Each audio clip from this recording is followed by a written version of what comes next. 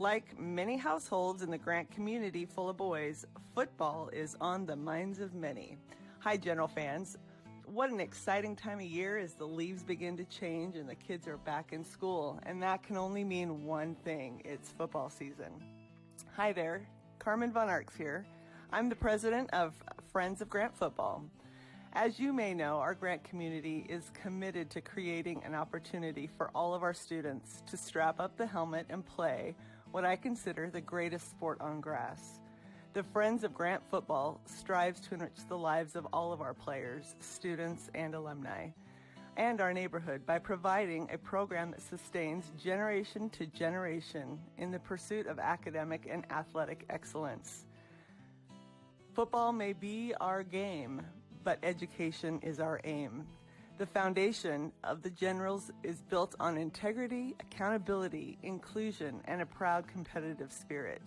If you'd like to get more involved, please visit our website at friendsofgrantfootball.com. That's friendsofgrantfootball.com, and go Generals. Brian here for Grant Boosters, who help raise money for Grant's High School's many diverse clubs and athletic teams. Grant's clubs and teams keep our kids inspired, active, and connected.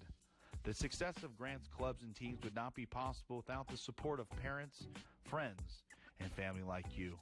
Please donate today to continue these wonderful activities. Please go to grantgives.com.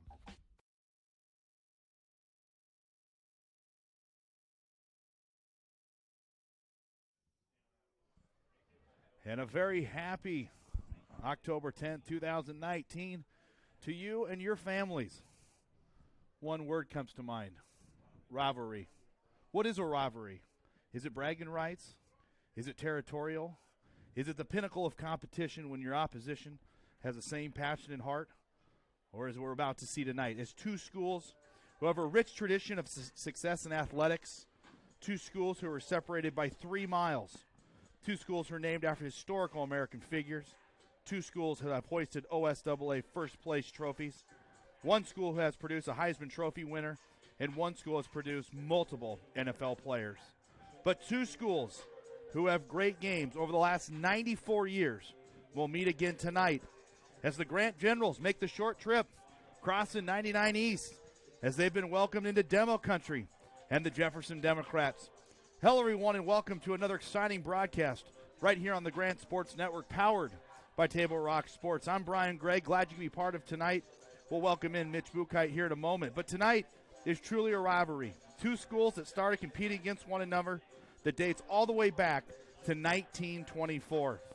The Generals are looking to avenge their loss last week after falling to the Barlow Bruins. Will now look to take down the red-hot and 4-1 and first-year head coach Don Johnson. The Jefferson Democrats, who come in tonight's game tied with Grant in the conference. Many have said that this was the showdown that was going to be the deciding factor on who would hoist the PIL trophy. What a huge game and bragging rights for position in the PIL conference. I had an opportunity to sit down with head coach John Beck and talk to him about this rivalry, and we'll hear from him after we take this short break. We're live here at Jefferson High School as Grant looks to get their second conference win of the season. We'll be back. I think I've always known he was going to do something like this. He did not want to do active duty because he wants to do college first. I think that was the biggest thing for him, instead of waiting and then doing college after. One of the differences I noticed when he came back from basic training, he was more organized in how he was going about things a little bit. I know he commented that a lot of things his classmates would do that it didn't bother him before, but now he realizes, because he's been outside of high school, I think maybe he's a little more responsible. He's thinking about his future a lot more. He talks about it and the different possibilities. And he mentioned the ROTC program as well. And he said, I could graduate as an officer. And so I was kind of excited when he mentioned that he could do that as well. I would just tell people, if their son or daughter was considering the National Guard, that I think it's a great opportunity. I think it's something that can really help somebody grow. And at the same time, you're serving your country, which is a great thing too. So I think it's a good opportunity.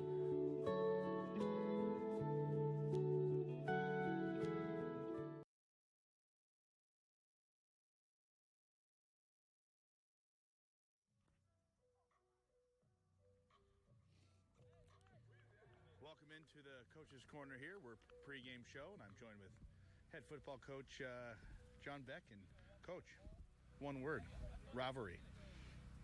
Yeah. How excited are for you for two schools that are 3.2 miles apart, and a lot of these boys know one another? How excited are you for a game like this? Well, I think it's exciting for the community, and I think it's exciting for the players, and I don't know about the coaches. You know, we're just kind of coaching a game, but. Yeah. But yeah, I think it's really neat, you know, and there's a lot of tradition, and I was talking to Diallo Lewis the other day, and he's excited. Yeah. So you know, the whole community's excited. So it's going to be a neat evening. So Coach, Jefferson comes in here 4-1 on the year right now, playing some good football right now. What are your thoughts as far on Jefferson? Well, I think Don's done a good job of getting the kids out and getting the ball to the playmakers. I think Demir Collins is a really, really talented young man, a good back. I think Dondre Fair's done a really good job of throwing catchable balls for his receivers. I think defensively, Jason Davis is really a good football player, and they've got some good athletes running around all over the place, and they run to the ball. And so, you know, when you have guys that can run to the ball and make plays, and you can be pretty decent. So I think they've done a good job. Talk a little about the offensive line. You know, we always talk about the skill guys. Talk about what the offensive line has been and what they've meant to your football team this year thus far. Well, you know, the offensive line guys, I mean, they're the unsung guys, right? You know, and no one says anything when we're scoring 60-some points on a really physical, good up front Roosevelt team, you know, and they battled some really talented linemen. I mean, let's look at Newberg, who's 4-1 and ranked in the, I don't know where, but pretty dang high right now in West Salem and all that stuff. So they've done a really good job of battling some of the best defensive lines in the state and some of the best personnel and giving us a chance to win football games. Coach, hopefully we're talking about a W here from 3 hours now. Well, I hope so too. Head coach John Beck in this segment at your beck and call. We'll be back after these messages. Thanks, buddy. Fans, you all know that giving back to your community can be one of the most gratifying things one can feel. But one person in particular is Kenneth Acker, former Grant alum athlete and NFL player for the San Francisco 49ers and the Kansas City Chiefs.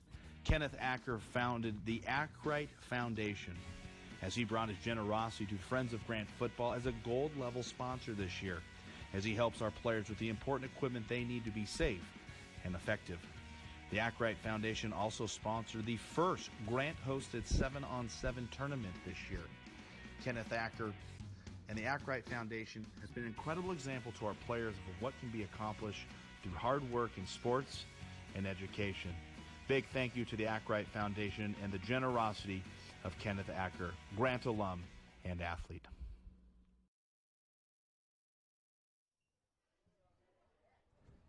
And welcome back to Jefferson High School as the Grant Generals looking to get their second PIL win of the year, but they run into a red-hot Jefferson Democrats. However, before I go any further, I would be remiss if I didn't welcome in my man, my colleague, the guy that really gets it all done over here, Mitch Buchheit. Mitch, great to have you on the broadcast again. Hey, we're looking at some Thursday night lights here this evening here, not even Friday. I love it, man. We're going to be extending the week of football here by one day, you know, Thursday, Friday, Saturday, Sunday here this week. I love it. Usually we get the younger kids here, the freshman, sophomore group, to go on Thursday. We're getting blessed with a little extra football here, a little extra meaningful football at the varsity level anyways this week. I'm pretty excited, Brian. So, Mitch, you've certainly been around sports for a lot of years here, but this is a rivalry game. Jefferson and Grant, steep in tradition, go back to 1924 that they put on the leather helmet, about the time that you put on the leather helmet. I think so, yeah. What does it mean, Mitch, in your estimation, in the years that you've been playing sports and you've been around rivalries, what does it mean to both teams? Well, the exciting part for the coaching staff really is that shortened week, because it really gets to show off that skill. You know, you get to earn your money, I guess, here this week. You really get to put your best foot forward. You get to, you know, coach your guys up one less day of the week. You kind of have to practice a little harder, watch a little extra film. You got to get your guys ready here. So when it put a little the rivalry spice there on top, it really gives you an extra motivation there throughout the week. It really makes you focused. It makes you work a little harder.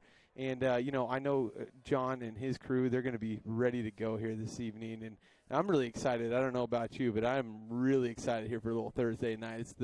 it's a tease. You know, we get a little bit of Washington football. We get some high school even tomorrow. So we get it all. We get the 4-day weekend starts tonight. I'm pretty excited. Well, Mitch, you certainly are excited. I'm excited as well. Fans, I'm glad that you could join us here on the Grant Sports Network, powered by Table Rock Sports. Got to talk a little bit about Jefferson a little bit here. Last season, when these two teams tangled, they lost by 43. 45 points. Last year, Grant gave up 54 points last year. Yeah. This year, they've only allowed 113, and they're sixth in the state in total scoring with 228, led behind Demir Collins. Talk a little about Demir and what he brings to this football. Well, team. he's such a dynamic player. He's getting offers from all sorts of D1 schools out there. He's one of those guys. He's not a huge back. He's a guy that they really they don't list him at anything more. I mean, let's give him 5'9", but I was down on the field earlier. He's more of about a 5'8" guy. He sits real low behind the offensive line there. He's kind of a sneaky back, but he gets to the line quickly. It's a kind of a catch-22. He's a patient runner, but he can get to the line so quickly just based off his ability to burst. He's got that extra burst there in his step, and he does a great job of seeing that hole that the offensive line does create for him, and he does a great job of attacking that hole there.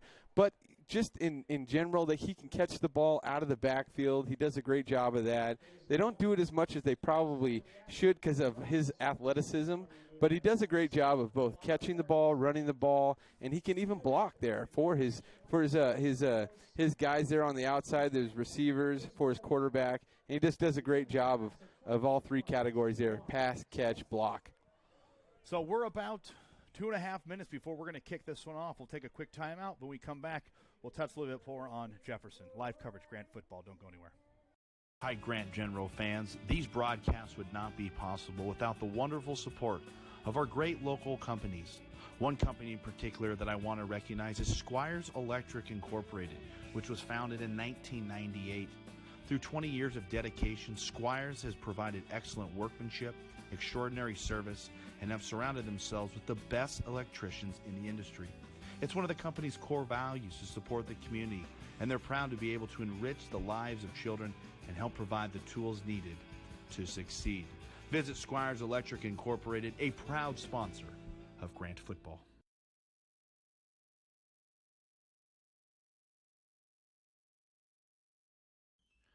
Hi fans, Brian and Mitch here for Moon and Sixpence.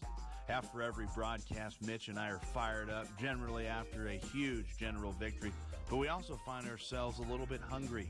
And where do we turn? We turn to Moon and Sixpence, as Mike and Mary Marshall are parents of one of our great top senior players and proud owners of the Moon and Sixpence. They generously offer up their establishment every year to help Friends of Grant Football fundraise, provide team dinners, and host coaches' meetings. The Grant community is very lucky to have this area favorite that supports the neighborhood, players, and families. Moon and Sixpence is a charming, classic English pub offering cask-conditioned ales with a dart room, beer garden, live music, and my favorite, a great back patio. Moon and Sixpence is located at 2014 Northeast 42nd Avenue. Catch it during the week or catch it after a game. That's Moon Sixpence, a proud sponsor of Grant Football.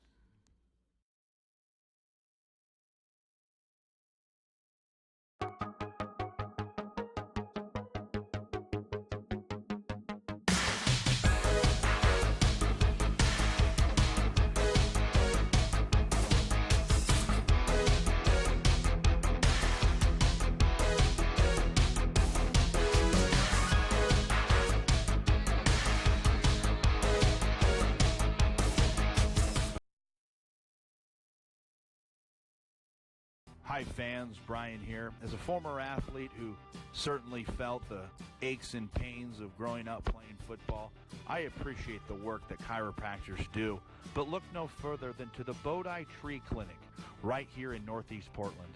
The Bodhi Tree Clinic is a whole care clinic dedicated to physical health, recovery, and healing. They specialize in rehabilitation from injuries related to sports, work, auto accidents, personal injuries, as well as treatment for neck and back pain. Dr. Dillon of the Bodhi Tree Clinic is Grant's team chiropractor and gives the players time and attention in making sure their bodies are feeling good and moving right. For more information, please visit their website at thebodhitreeclinic.com.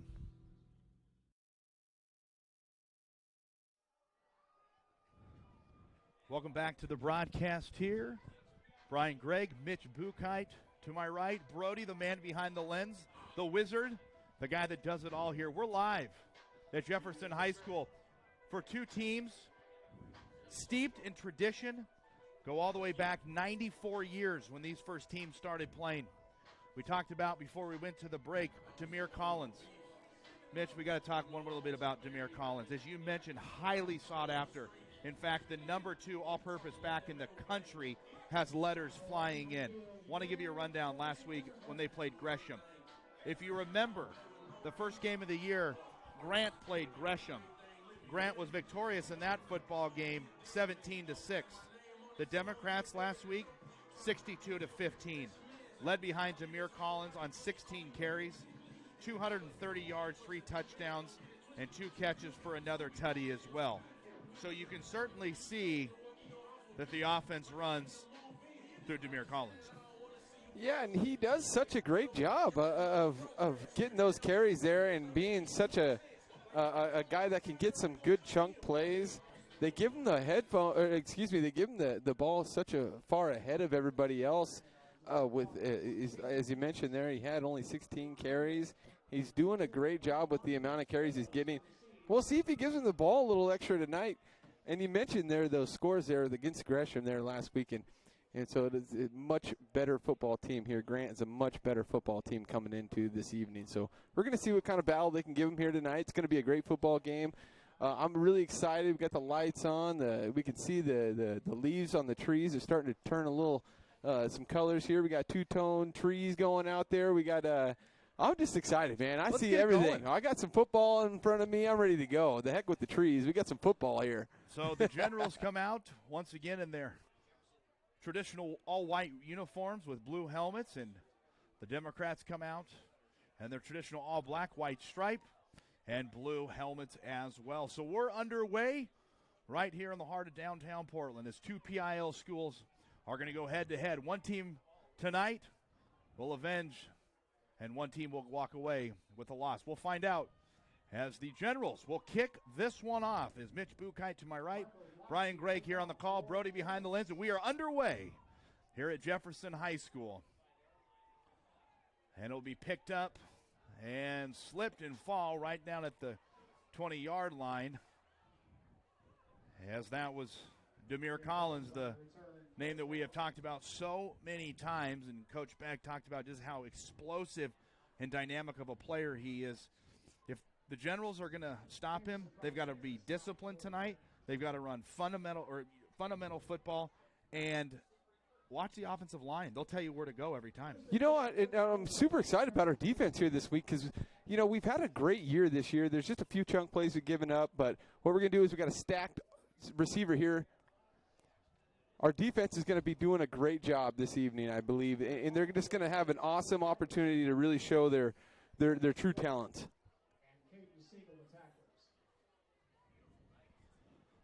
So beautiful evening here, as Mitch alluded to, with the leaves begin to change colors as Demir Collins will open the game with a carry, a pickup of a couple, and that'll bring up a second down and about 6. Got 4 down linemen here to start off here. I love how we're going with the 4-3 defense as we've done here in the past. Inside trap over to Collins. Breaks one tackle, spins off another, and he will pick up about a yard to bring up the first third down of the game. As that Brennan Beck was the young man there for the Generals that came up from his linebacker position and stuck his nose in there. So a big third down here, and certainly Coach Beck always talks about scoring first or really making a statement to start the initial game, and you can certainly see thus far the defense has done a nice job. I'll show you true colors, man. Third down right here. We got to put up or shut up here. Not shut up, but you want to put up or shut up. You want to get you up to the line here, hit this guy's low, and show what you got here on third down. On third down, they're looking for Collins. This looks to be a lateral. Ball's on the turf. Both teams dive for it. And I don't know who got it there, but in any event, that will bring up a fourth down here. And the Democrats dodge a bullet there as Jefferson, unfortunately, did not execute the way that they had anticipated. Well, it looked like there was a little confusion there. The offense was lucky enough to actually see that and recognize that it was a lateral movement there by the ball thrower.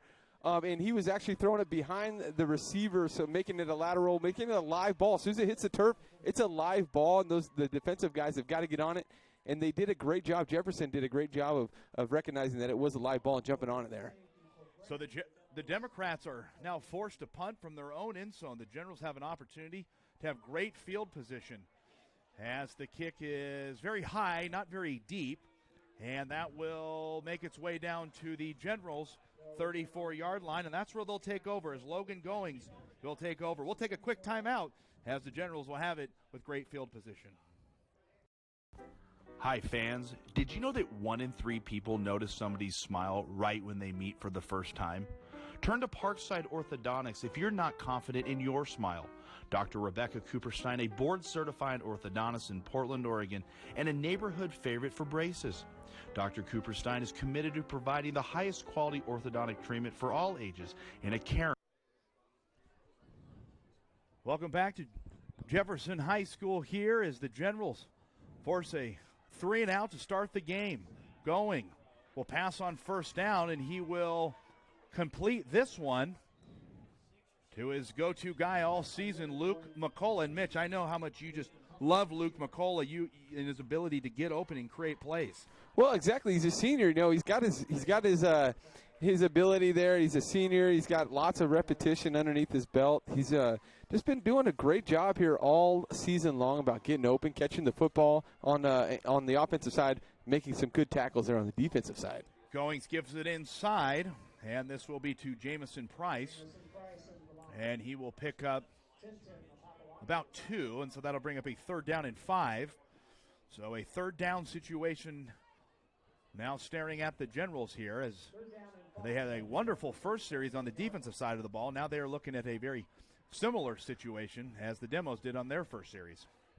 Got to hope John Beck is very aggressive here. Let's get it going real early in the broadcast, early in this football game here, and just got to get that first down. This is a very important play. Going, looking, got a man left side, caught, touchdown, Generals.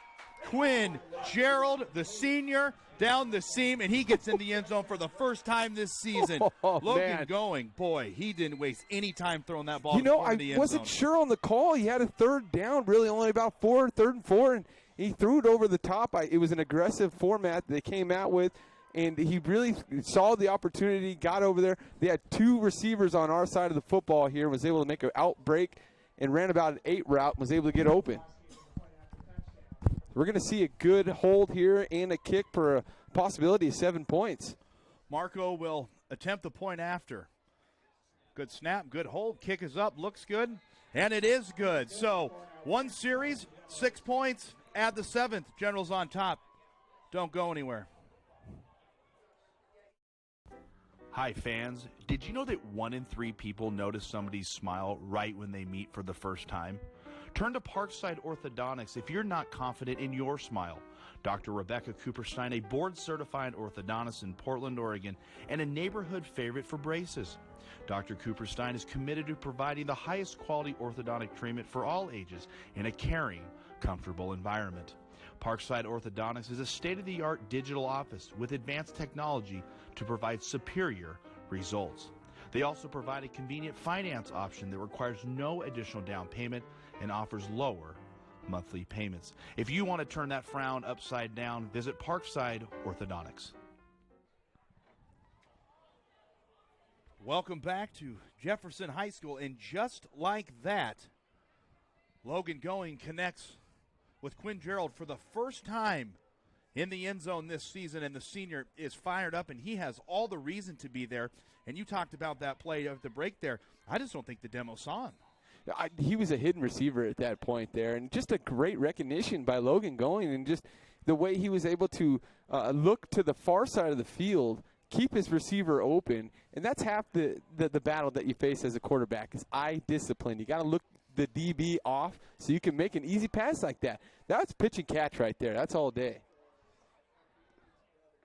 So the Generals come out first and put 7 points on the board. And we have our second kick of the game. And this one will go into the end zone. So the Democrats will bring that out to the 25-yard line. And that's where they'll take over. Mitch, your thoughts? Well, how imperative is it to come out and score first in a rivalry game such as this? Oh, gosh, it's so fun. You get those, I bet those guys are out there just having a great time, cheesing a little bit right now.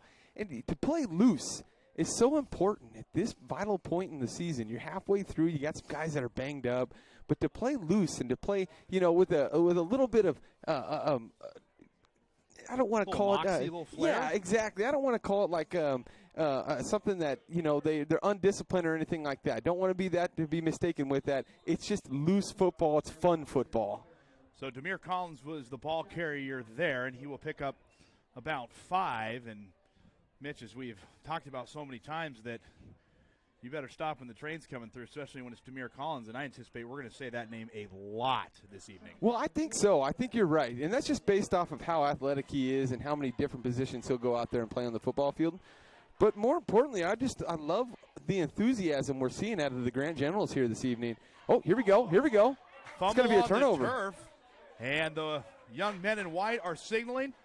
Looks like they have it, and they do. So the Generals recover the fumble, and they now have another opportunity to add to their 7-point lead as they pounce on the fumble there, and all of a sudden you can certainly feel the emotion is on the far side of the field. How fun are they having right? They're having so much fun out there. They're just having a good time. And the best part about it is you see them, they're running from this part of the football field all the ways to the far side where their sideline's located. And they are running, high-fiving, they're shoulder bumping. These guys are having a good time here. Very important for a rivalry football game. Let's see what Coach Beck does here. Well, he turned Logan going loose to say, let's take another shot at the end zone as they are up early, 7-0. Has going, speed option, makes one man miss, makes a second, and falls forward all the way to the 15-yard line. So certainly Logan going, we know that not only can he get it done with his arm, but certainly using his feet there, and we saw it right there. Yeah, a little pace here coming here out of John Beck and his offense. They're going to get up to the football, and they're going to play a little bit of tempo football, and they're going to get up and get going here. Hopefully they snap the ball a little sooner than later. A great run by Logan, about a 9-yard gain. Needs to protect the football a little bit, keep close to his body as he had it out there for the defense to really take a swipe at it if they wanted to. Jay-Sean Pete checks in the game for the first time, and he will give it up the middle behind that big offensive line, and he will fall forward all the way to about the 9-yard line, and that will bring up a general first down. So first down, goal to goal, with already a 7-point lead early in this contest. Great call there by John Beck and his offensive coordinator. They got up to the ball. They got up there relatively quick. They snapped it. They got it to the running back there. Jay-Sean Pete was able to get up the field about 4 yards, able to put him in goal. Double tight, the big right tackle, Johnny, the man they're running behind. Going will keep it. Lookins got a man left side. Touchdown, Peter Zahari in the end zone. And just like that, the Generals are on the board. But again, penalty flags were the Achilles heel last Friday night. And we have a penalty flag on the surface. Well, it's located right there at the 1-yard line. I wonder if there was maybe perhaps a hold there by the receiver. And it will be a hold, so the 6 points will fall off the scoreboard there after a great play call there to Peter Zahari, who scampered his way into the end zone. Unfortunately, will be negated, and he will now have to back them up all the way to the 16-yard line. And remember, last week, Peter had one negated also. He had a great route there as running the tight end across the field, caught it on about the 7-yard line, ran it up the field for a touchdown, was negated by the same call last week. Unfortunate for Peter. So Peter Zahari unable to add to his successful season, but I anticipate that Coach Visor will find a way to make sure he gets the football because he's so dynamic. He does so many things so well, but certainly behind that big offensive line, Will Hundrum, the sophomore left tackle, is the young man that is responsible there, and that's That's a big load to carry as the left tackle there, as the young sophomore is the young man up front who's protecting Logan Goins' blind side. So we'll keep an eye on him. You know, these guys are they're lined up here for a pass player and RPO anyways. So we're gonna see Luke down here. You know, obviously we got Luke Bochart here as a tall receiver, but I see some one-on-one coverage at the very top of our screen here, and so we're going to be able to see perhaps a little touchdown opportunity. I bet Logan's going to throw it to the end zone right here. Jay Sean to the right of him. Going's got to get rid of it, and Smart this play. one will be incomplete. That's okay. I don't know if it got to the line of scrimmage, and it did not. So, yes, that will mark it back. I anticipate 5 yards. So the demo's bringing the heat from the edges, and there's really nothing he could do at that point. Yeah, but, you know, it's unfortunate, but it's actually a very heads-up smart play there by Logan Going. And the reason why is if you do the math, okay, it's a spot foul, it looks like. Yeah, I anticipate. So from the spot there, they're going to get 5 yards from the spot. So he's got to probably see that guy coming a little earlier than he did. He's got to be able to recognize that blitz there. But what he did is an excellent job of giving himself the opportunity there for those refs. They did have to think about the penalty. He didn't have much of an opportunity to get the ball, get rid of the ball any sooner as he looked around the other side there and saw the defensive player coming up too quick for him to really react in a positive manner. So the offensive line, who's been so crucial in the success of the Generals here, have an opportunity to make a statement here. Has Going will go into the gun. Jay Sean to the right of him, double tight. Has Logan, drops back, looking downfield's got a man. This is Luke, and this one will be incomplete. Late penalty flag finds its way onto the surface there, so I anticipate that might be in the favor of the young men in white and blue. Oh, I saw it. It was unnecessary. It was an uncatchable ball, but the ref that was actually closest to him didn't actually throw his flag. It was the gentleman on the far side of the football field that was able to see him tug on the jersey and on Bochart there, and was an illegal defensive play as he was just too aggressive there. So the 6'5 junior unable to haul it in, but in any event he was held, as Mitch alluded to, so that will push the Generals up 15 yards, and so now they were looking at a second down and goal. Hey, you know, if you can't catch the football, go up there and try to make a play like that. That's a great job by Luke in his ability, you know, as a junior. That's a senior play, really. It's the ability to recognize you're not going to be able to catch the football. Go make a play. Go run into the defender. Make the referee make the call. Going speed option behind that big offensive line, and he will foul forward all the way to about the 13-yard line, as Mitch had said during the broadcast here. That's a great play call. I really like that. Just a great play call, you know, and there was no hesitation.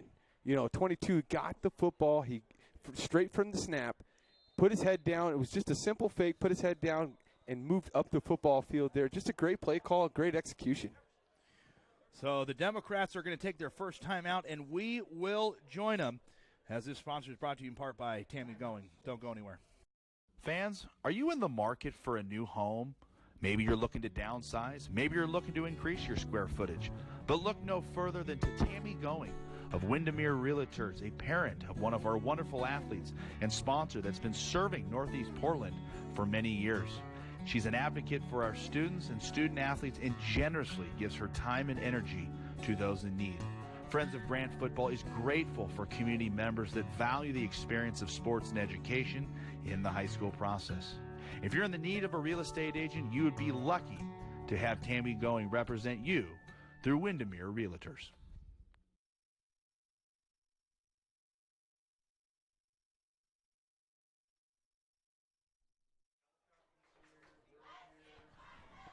Welcome back to Jefferson High School. Mitch Buchheit, Brian Gregg here, as the Democrats have not had the most ideal start to this football game, and the Generals took advantage on the first series as Going found his man along the left-hand side, Quinn Gerald, and that was the first touchdown in the game. And then the ensuing series, the Democrats unfortunately put the ball on the turf, and the Generals were able to capitalize.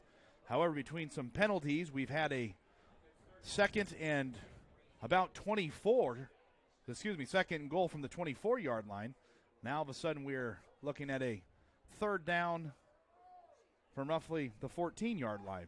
So a lot to unpack there, Mitch, but in any event, minimizing penalties has certainly got to be a focus because we know what happened last week and how many times the Generals were penalized. Exactly. You know, it's almost been every other week here. We saw West Salem. It was a little heavy on the penalties there created by the Generals. However, though, we saw Roosevelt. They were able to tighten things up, come up with a big-time victory. And then last week we did see the handkerchief get thrown, probably a little bit more than what John's looking for. Unfortunately negated a few touchdowns even and didn't come up with that win. But we're back here. There's only a couple handkerchiefs that hit the ground here, a couple scores, so we're looking pretty good. Going.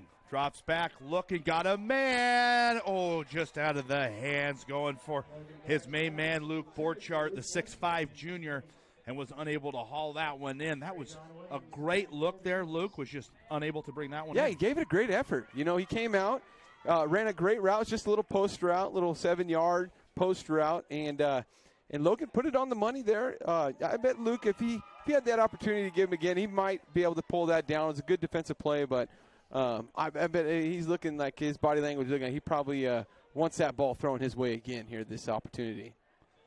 So, unfortunately, that would have negated the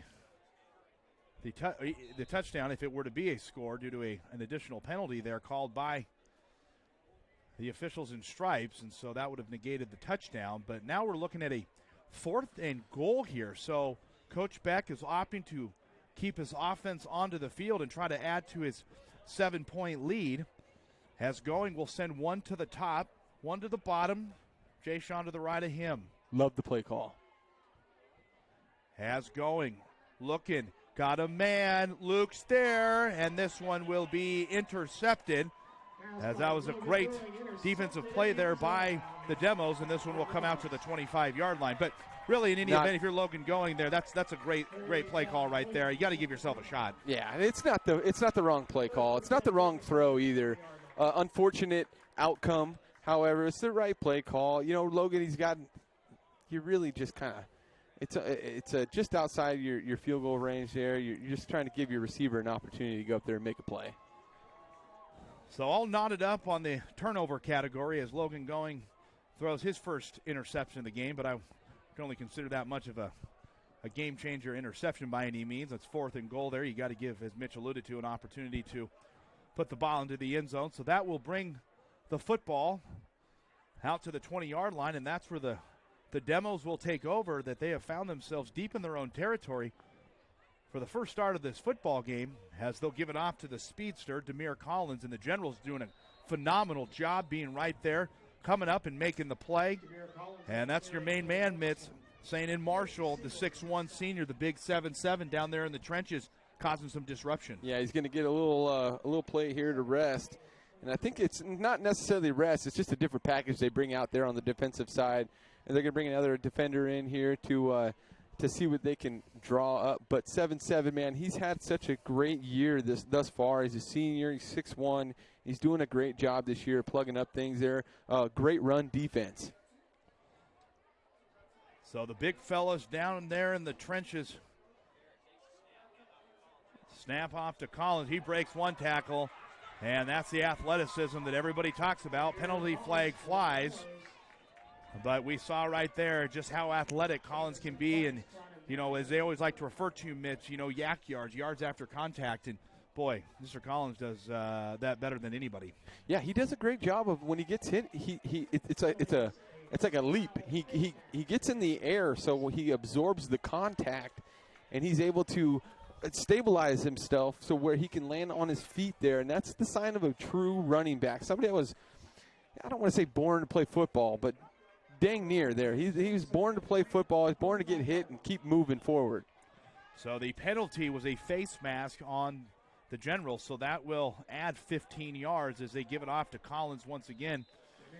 And the speedster falls forward all the way to the General 38-yard line. So first two series of the game, the Demos found themselves deep in their own territory. Now all of a sudden they have calmed down a hair, And Demir Collins continues to run behind that massive offensive line where they go almost 300 pounds all the way across. So yeah. the defense is certainly going to have to get low and get that pad level certainly low. Certainly. And you can see they're coming out with 3 backs there. They're running really with 2 fullbacks, playing some physical football. And it will be Collins, and that will be enough for a Demos first down. So after a not-so-ideal start for head coach Don Johnson, who is in his first season here with the Demos, came over from Madison High School, has been part of the PIL for many, many years, and many have attributed his success to turning football programs around. Jefferson has not won the state championship since 1957, but right now they have an excellent running back in Demir Collins, and I anticipate nothing would make him more enthused than to bring home that blue hardware here to Jefferson High School. You know, it's a long football game, too, and he's going to get his fair share of carries. I believe he had 16 last week. He's probably going to get a little bit more than that this evening. And as the season progresses, as the weather begins to deteriorate, you're going to see him probably get a few more carries. Full house backfield, and they'll give it off to Trey John Williams, the 6'1 sophomore, gets his first carry of the game. And, boy, there's one gentleman that jumps out at you if you're – from our vantage point here, Mitch, and that's the big fullback, Tintin is what they call him. And, boy, Tintin, 6'3", 240, is that head of steam, the caboose, leading the way for Demir Collins. Yeah, he's a big boy down there. I'll tell you what, he's got some thickness. It looks like he's playing in the linebacker position there if you were to reverse the football, like an outside linebacker. So full house backfield here, running backs on either side. And the ball is loose on the turf, picked up by Demir. And he does the smart thing, and he runs out of bounds. So the Demos have lost 1 fumble in this football game already. They've had 2 footballs on the turf in this contest. But Demir was there, and he picked that one up and ran out of bounds. However, there is a penalty flag on the play. And it will be a holding call, so Coach Beck will decline this penalty, and so that will now bring up a 3rd down. Well, it's kind of nice to see the other team shooting themselves in the foot there with the penalties. It's been kind of a rough couple of 2 weeks here for the Grant Generals and the penalties there. I love to see them keeping their head on, screwed on straight, and making sure they're making progress. They stay mentally focused and move on to the next play here. Caden Siegel, the defensive end, was the man that disrupted that last play.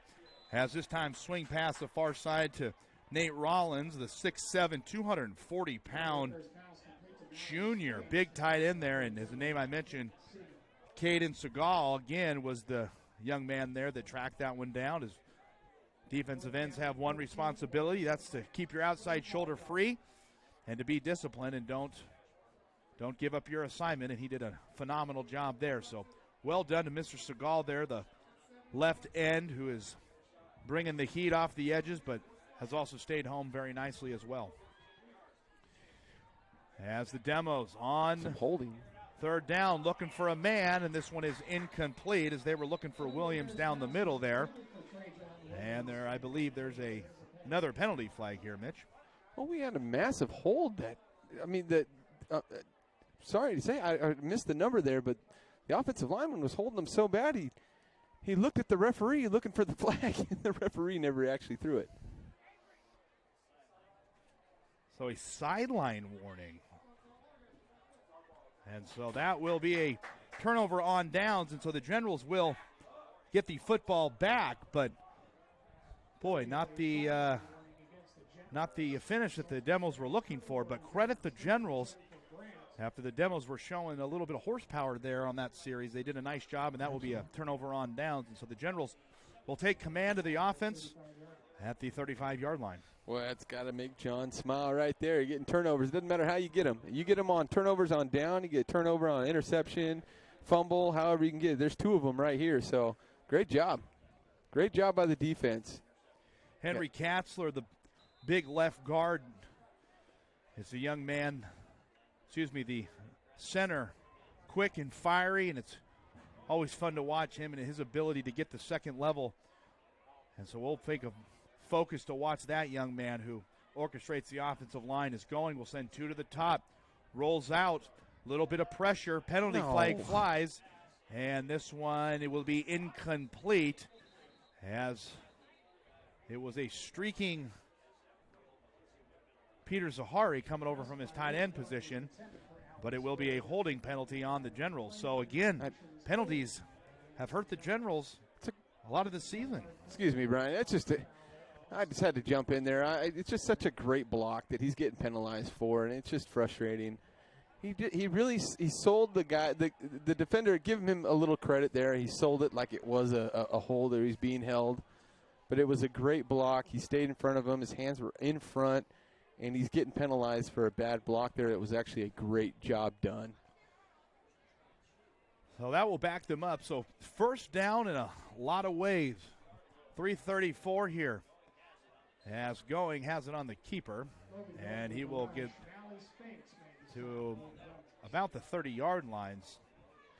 Yeah, you got to think John's probably just kind of setting himself up here. Give yourself an opportunity to get up there and get a first down. If not, you just move on to the next possession. Get your defense back out there. They've been playing great all game here. The last few weeks, they've really been playing great.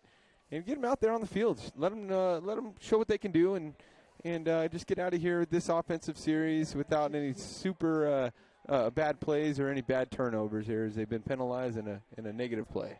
On second down, finds Peter, and he falls forward and will go out of bounds at the 37-yard line. So as Mitch alluded to, don't do anything that's going to put yourself in a position where you turn the football over. And so Logan doing the smart thing and finds Peter, who really has the young man can just do it all. I've always been so impressed with his ability, not only to block, but also his ability to catch the football down the field. And he's a great individual, too. You go and you talk to him face-to-face. He's just a great kid, a very smart, intellectual kid, and just a great football player at the same time. 2:49 to go here in the first. We'll be back. Hi, fans. Brian and Mitch here for Blind Onion Pizza and Pub, a neighborhood favorite pizza joint close to Grant and offering great, honest pizza, sandwiches, salads, and their craft beers. The Blind Onion offers a casual, nostalgic, fun atmosphere and has a strong focus on delicious pizza, making it a popular hangout that fits perfectly in the community. Check out the delicious house special pizzas and oven-baked sandwiches. And don't forget about their wonderful appetizers and excellent salads with bargain prices on microbrews and special pizza creations. The Blind Onion, located at 3345 Northeast Broadway Street, right here in Portland. Either after the game or anytime. Blind Onion Pizza and Pub. Welcome back to Jefferson High School. Mitch Buchheit and Brian Gregg here on third down. As the Generals score on their opening series, now they're staring down at a 3rd and 9 as a penalty flag will fly once again. And it will be a false start on the Generals, so that will back them up 5 yards to bring it a 3rd down and 13. Well, he fooled me even. I didn't see the individual there move. I just kind of thought it was an encroachment there on the defense, or an offsides anyways, and fooled myself even there. I didn't have an opportunity to see us move. I thought it was just the defense, dang it. So the big fellows up front have got to hold their water. As 1 at the top, 2 at the bottom. Going in the gun. Has Lowing with the snap. Has pressures. Looking downfield. And throws this one, and this one is incomplete. As that was anticipated for Luke McCullough, so that will bring up a 4th downs. And that's Coach John Beck coming in, and that's a punt on 3rd down, more or less, there with 2 different penalties and a negative play on that series. What he's doing is he's just trying to put himself in there. You notice how he didn't change the play call from that from the initial play call there after the penalty. He still didn't change the play call. That's just a coach that's just trying to get to the next series there. Defense, get them out there, get the offense back on here in the next series and just see what they can draw up from there. So Max von Arx is the punter here. And this punt is a good one. Not very high, but it will take a Generals bounce, and it will fall all the way to the 25-yard line, and that's where the Demos will take over. 2 minutes and 30 seconds to go here in the first. Generals still on top. Don't go anywhere. Hi, fans. Brian and Mitch here for Blind Onion Pizza and Pub, a neighborhood favorite pizza joint close to Grant and offering great, honest pizza, sandwiches, salads, and their craft beers. The Blind Onion offers a casual, nostalgic, fun atmosphere and has a strong focus on delicious pizza, making it a popular hangout that fits perfectly in the community. So the Demos hold, and the Generals unable to capitalize after the great defensive stand the series prior, as they'll give it off to Collins. Quick feed, and he'll fall forward all the way to the 35-yard line as Jackson Montfort is the young man there coming up from his free safety position to take down Collins. I've always impressed with Jackson's ability. He's kind of your center fielder, but he plays with his hair on fire. You know, I feel like we should go down there and give him a baseball glove or something there. He does such a great job of his transition from a back pedal to a cut is incredible. I don't know how he does it and has any the Achilles tendon after he does something like that. On first down, they will give it off to Collins once again, and that will be a pickup of 13. And again, Jackson Montfort coming up from his safety position, and Collins, you can certainly see, has a gear out there on that football field, Mitch, that's pretty apparent, and you can see why he's the number 2 all-purpose back in the country. Yeah, and Brian, what he does is when he gets hit, he falls forward. If he doesn't fall to the ground, at least he keeps his momentum going forward. Well, I might have spoke a little too soon on that one there. He did slip, and he did fall forward, but he slipped there for about a 3-yard loss. So Demir unable to advance the football there. Well, as I allude to, he's always falling forward, always getting positive yards there, and he makes one cut and falls to the ground. But that's the demeanor of football right there. So he's doing a great job. He's getting the football and making cuts and getting positive yards there. I believe that was his first negative yardage here this evening. Beautiful night here at Jefferson High School. Full house backfield for the Demos. Swing pass right-hand side. This is Williams. And he breaks one tackle, almost goes backwards. And the Generals were there to make the play, and that will now bring up a 3rd down and 9. So 3rd and longs have been the storyline in this football game. So credit the Generals, especially the big fellas up front. The one guy that always jumps out at me is Johnny Jones, the big 6'4", 285-pound defensive tackle. Not only gets it done on the defensive side, but he plays both ways, and that's a lot of gas for a big fella.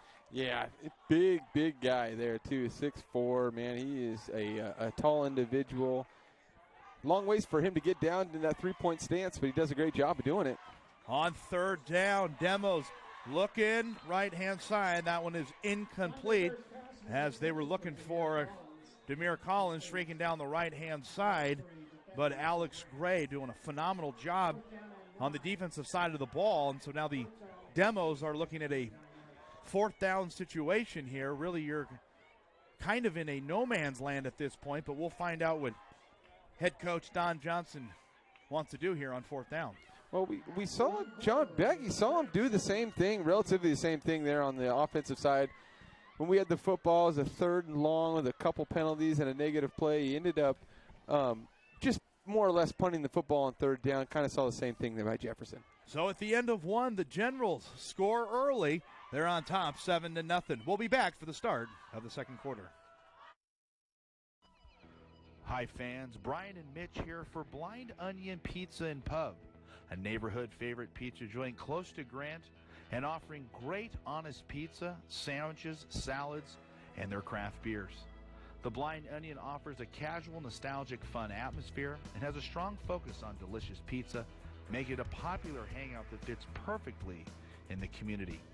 Check out the delicious house special pizzas and oven-baked sandwiches. And don't forget about their wonderful appetizers and excellent salads with bargain prices on microbrews and special pizza creations. The Blind Onion, located at 3345 Northeast Broadway Street, right here in Portland. Either after the game or anytime. Blind Onion Pizza and Pub. Welcome back to Jefferson High School. Mitch Bukite, Brian Gregg here, Brody the Wizard, the man behind the lens, as we start the second quarter. As the Demos have their second punt of the game, and this time it's a very good punt. And Luke will field this one his own 10. He's got blockers in front of him. Makes one man miss, gets to the 35 and falls forward all the way to about the 34-yard line. Penalty flag flies. So the Generals have a excellent return, but we'll find and check the penalty flag there as Luke McCullough, Mitch's man, doing a nice job there on that punt return. That's my guy, man. Luke, he does such a good job of getting up the field, getting that ball, keeping it secure. No fumbles yet this season. He just does an excellent job of getting up the field and putting his team and himself there in a position for positive yardage. And we're going to see, it looks like it is a penalty here on Jefferson, so the Grant Generals are going to benefit out of this. I didn't see the indication there, as we're going to see the referee hold. It looks like it was a hold there, face mask. Face mask, a 5-yard face mask. So Mr. Going will take command at his own 40-yard line, as Zahari will go in motion to the top side. Give it off to his speedster. This is Jay-Sean. Breaks one tackle, spins off another, and falls forward all the way into Demos territory. And, you know, Mitch, I am just absolutely so impressed with the physicality of the big fellas up front. In particular, Henry Kasner, the left guard for the big fellas, for the Generals up front, pushing his boys around up front. But unfortunately, again, a penalty flag will negate the excellent blocking as well as the excellent run there by Jay-Sean. Yeah, I didn't see it, but it must have been blatant enough there for them to call that anyways. They didn't see much, but it must have been obvious for them to throw that flag. So the excellent run by Jay-Sean will now be negated, so that will now bring up a first down and 20. As Logan will send Peter in motion. Give it off to the speedster, Jamison Price, and again, another penalty flag over on the near side. So penalties continue to be the conversation in this football game, and so those officials down there have been working quite hard here as we have another holding on the Generals. So again, after an excellent run, they will now be negated, and this will force them to be pushed back even further.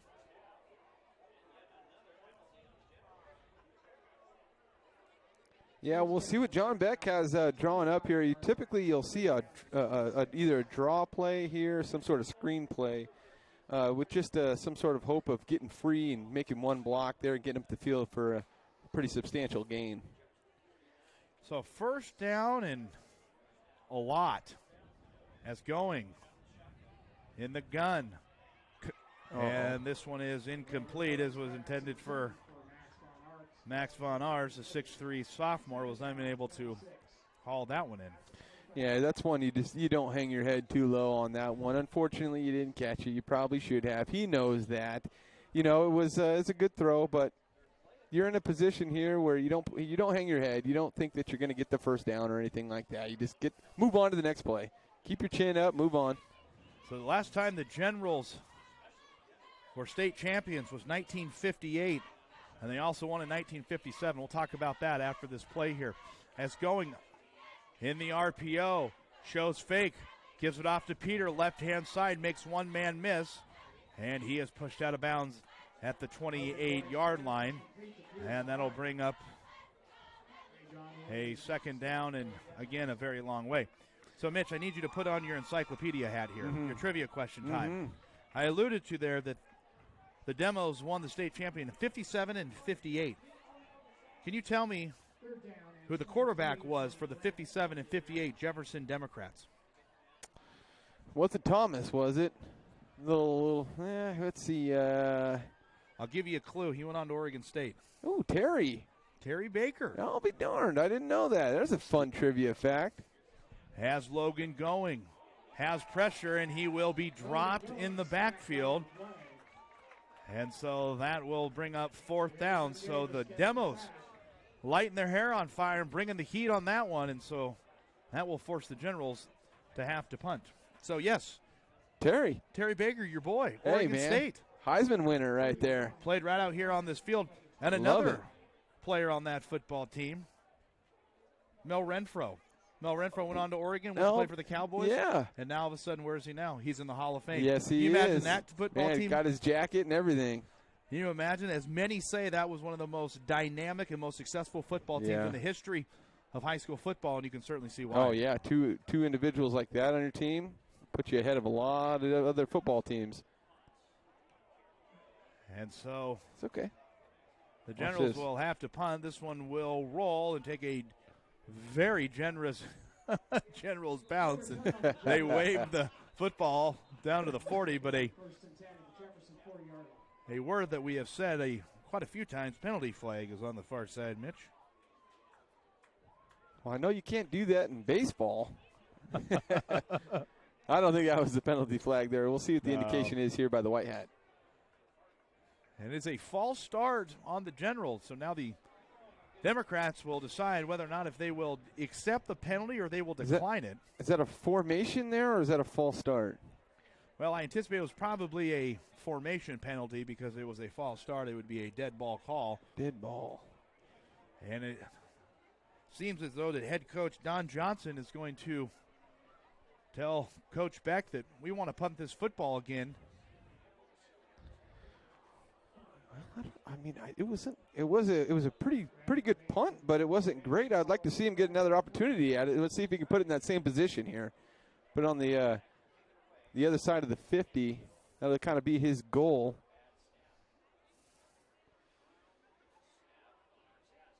So Von Arch has this one blocked, and this one will fall down at the Generals' 18-yard line. And so to my knowledge, you can't advance that. Correct. You cannot advance that there, but however, it looked as though that the Generals looked a little bit lackadaisical or lethargic there on that punting situation, and the Democrats took advantage of it, and that was the big tight end. That was big Nate Rollins coming off the right-hand side to get that big paw there on that football, and the Demos have excellent field position with an opportunity to potentially tie this one up. But Coach Beck not happy right now. I can see his body language from here. He's just not thrilled with the turn of events there. Full house backfield, ball on the turf, and Collins is there to pick that one up. So we have talked about how many times that the football has found its way onto the turf if you're the Democrats, but the Demos have certainly dodged a couple bullets. They did lose one in the first quarter. They got lucky they had such a dynamic athlete back there with Demir Collins. Otherwise, that ball could have squirmed away, and that could have been there the Grant Generals football very easily. But got very lucky with Demir Collins in the backfield for Jefferson, able to dive on that, corral that football that was on the turf. Jefferson High School opened up in 1908. And after this play, I will ask Mitch a second trivia question here. As this time DeAndre in shotgun, and this ball is incomplete as they were looking for Demir Collins once again. And so that will bring up a third down in about 20. So Mitch, again, trivia time here. I'm like Alex Trebek. I like it, yes. Should I answer with a question? Jefferson opened up in 1908. They were not called Jefferson High School. Can you tell me what this school was called prior to changing it in 1909?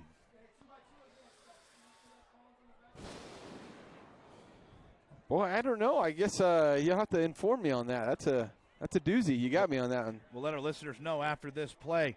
As DeAndre has pressure, throws down the field, and this one is incomplete as he was looking for his big tight end Trey Anderson streaking along the left-hand side. So that'll bring up a 4th down in a 2-man territory. To answer your question here, Mitch, Albina High School. Albina High School. Right by the street we're off of here, Albina Street. Makes sense. The following year, they changed it to Jefferson High School. So 1908, it opened up as Albina High School, and when this high school opened, it was arguably the largest school in the city of Portland, but in 1922, it was the largest high school in the city of Portland with over 2,000 students, and now today it has trickled down into the 700 students. And on 4th down, it will be a pooch kick. Oh! And this ball will fall all the way down to the 1-yard line. So the pooch kick there by DeAndre. Oh, man. And that will now force the Generals to be deep Nicely in executed. their own territory. Yeah, unfortunate there for Grant, but, you know, on the Jefferson side of the football, it's pretty well executed. Very lucky with the hop there. It was actually a back-to-front flip on the football. It was something typically you'll see some backspin get kicked out of there to be in the Grant's favor, but that one actually went towards the end zone, and Jefferson benefited greatly off of that pooch punt right there. You saw it go straight up, come straight down there, and put him in a pretty good position for Jefferson anyways, putting the Grant right there on their own 1-yard line. So the Generals deep in their own territory after the pooch kick there by DeAndre, the quarterback. So Logan stands in his own end zone, 2 at the top, 2 at the bottom.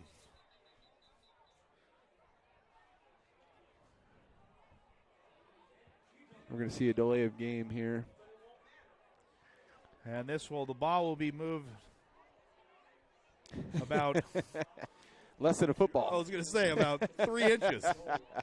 About half a football backwards. As we're going to see a very a tight formation here probably. No, it looks like they're going to go with the 2 down here below and 2 up top. A pretty wide formation for Grant. Get it back. And a penalty flag will fly. And this will move the football 5 yards. You take 3 inches back to get you 5 yards. I think they'll take that. They're unconventional, but they'll do it. They'll take it. I don't think John's too happy about the last sequence here, regardless who it benefits.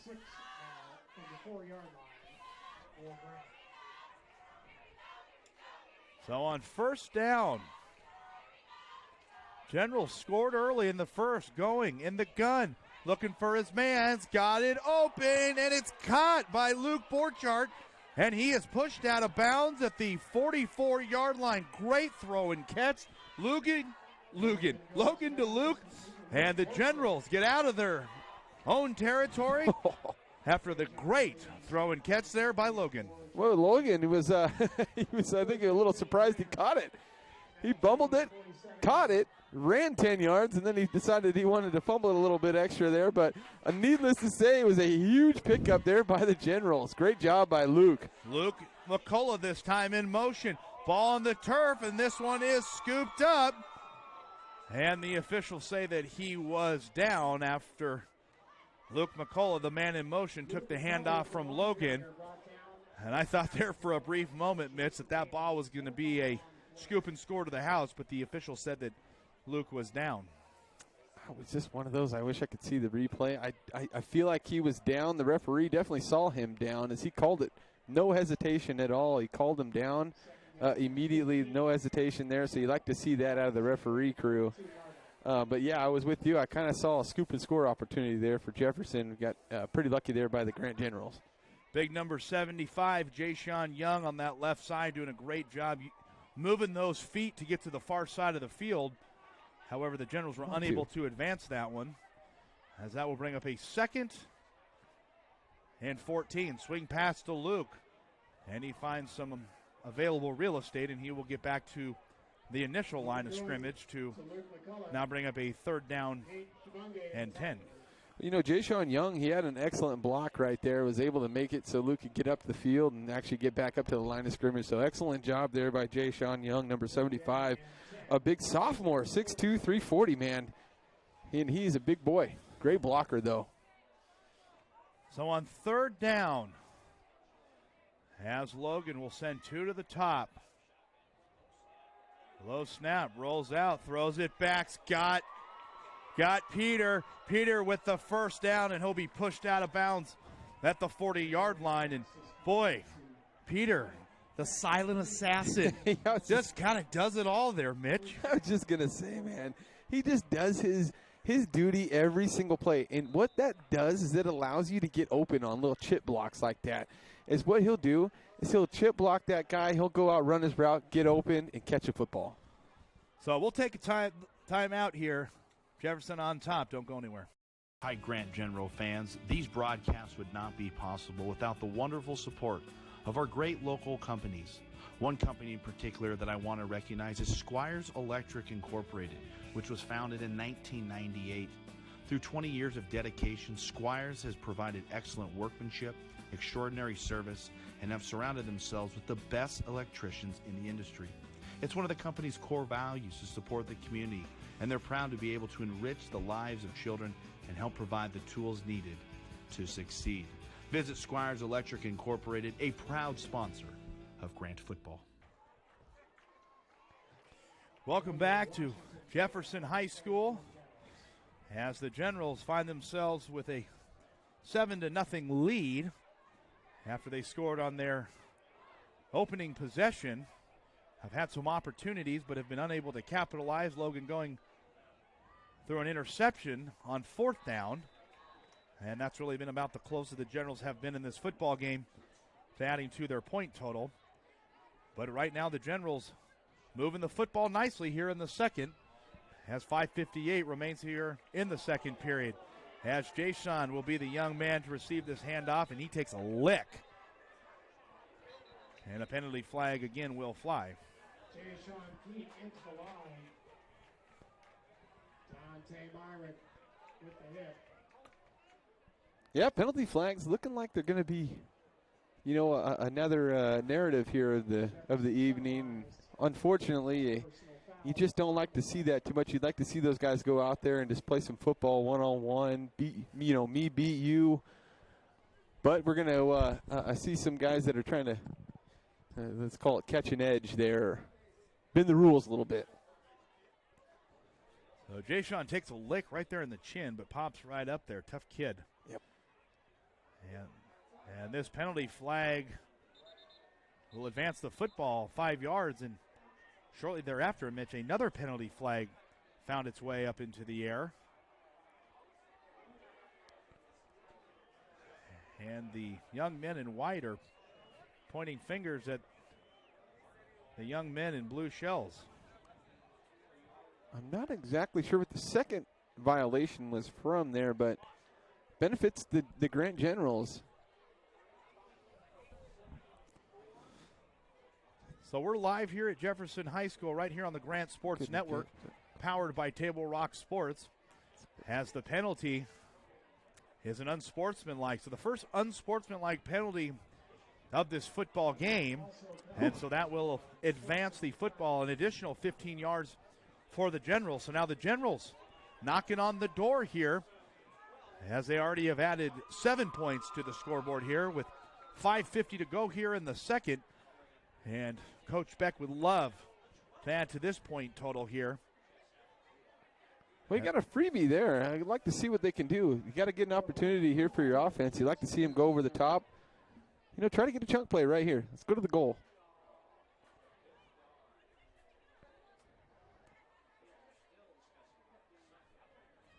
So fans, next Friday night, the Grant Generals will welcome in Madison. 6:45 pregame show. That one will kick off at 7.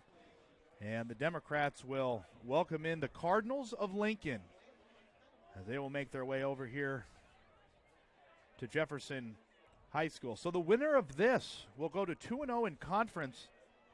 And as many have said, that this was the game that many folks had circled at the very beginning of the year.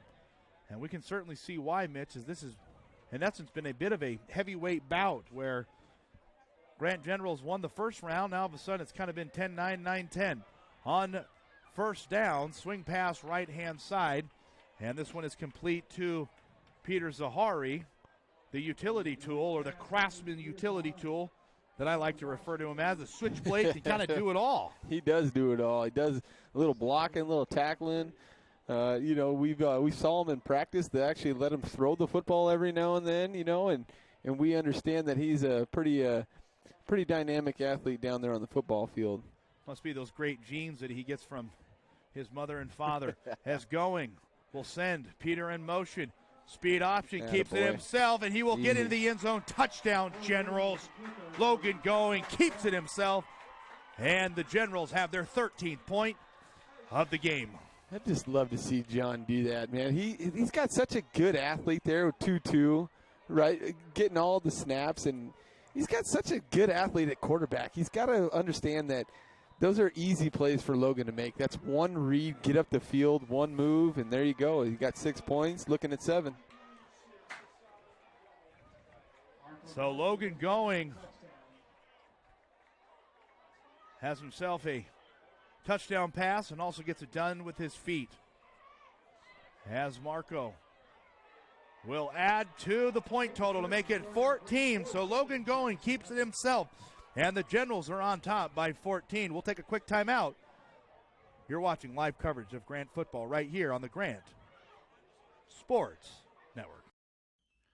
Hi fans, Brian and Mitch here for Moon and Sixpence. After every broadcast, Mitch and I are fired up, generally after a huge General victory, but we also find ourselves a little bit hungry. And where do we turn? We turn to Moon and Sixpence, as Mike and Mary Marshall are parents of one of our great top senior players and proud owners of the Moon and Sixpence.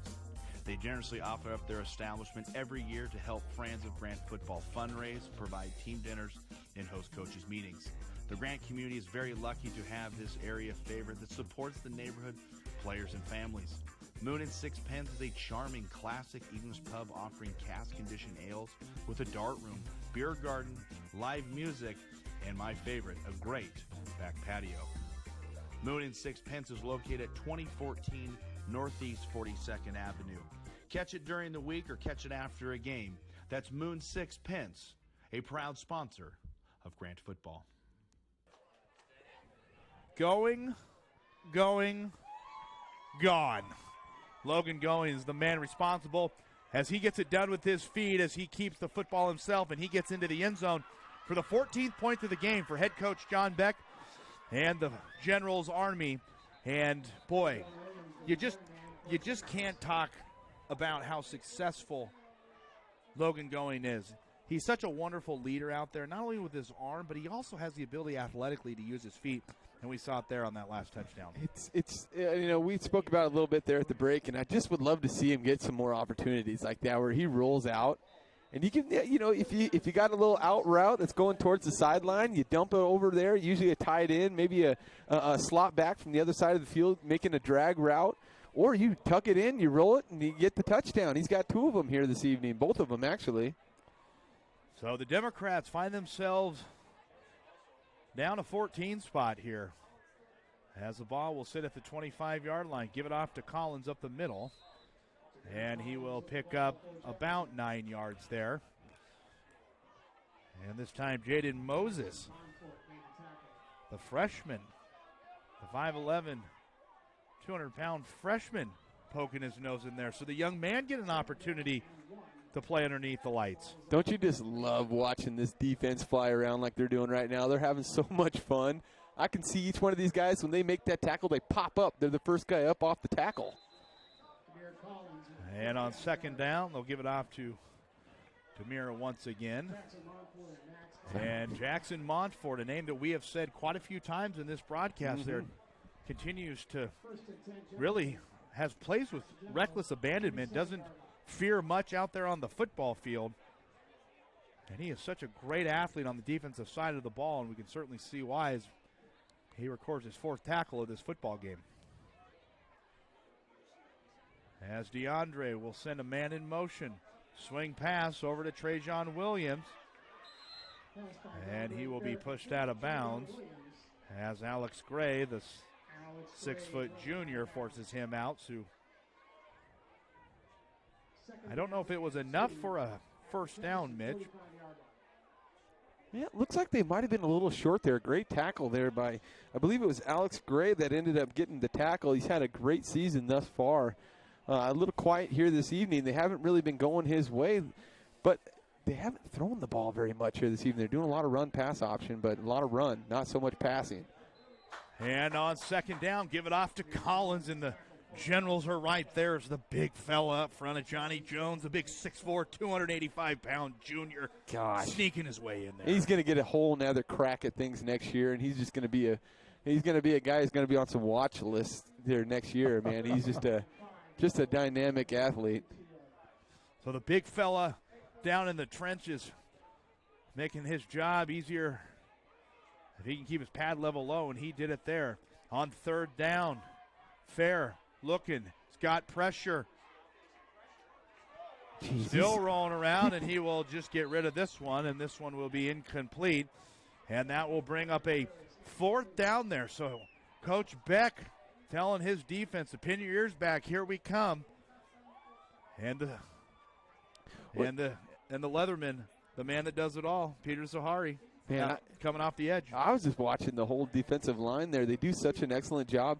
Earlier in the football game, they were over-pursuing a little too much there and allowing the running back to get by them. And what they've done here is they've relaxed a little bit, and they've sagged back to where they're making contact with the offensive lineman, but they're kind of sticking right there, and they're not allowing that running back there, that dynamic player of Demir Collins, just to get through. So just a great job here by the defensive lineman. Timeout on the field, 3:38 to go here. Grant's on top. We will join them. We'll be back after this brief message.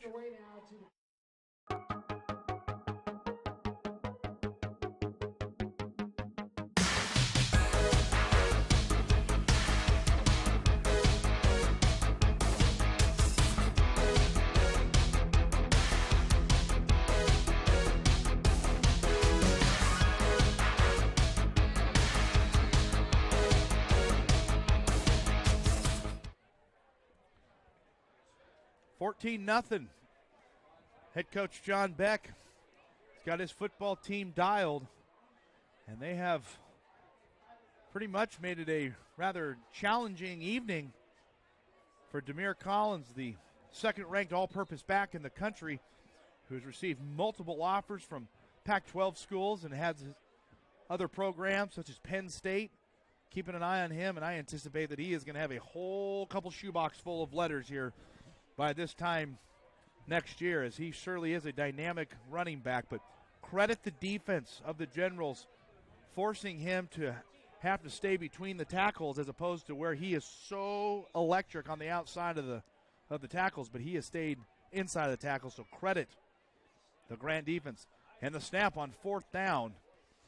And this punt will take a Democrat bounce. Ooh. And Luke will pick this one up, and he will scamper down the left-hand side. Penalty flag will fly to the 20. One man to beat to the 10. Touchdown, Generals. Will check the flag. After the Luke McCullough scamper down the left-hand side, I anticipate that this one may be negated. But, boy, a great punt return there by Luke, and the man plays with no fear. Man, he got down the field.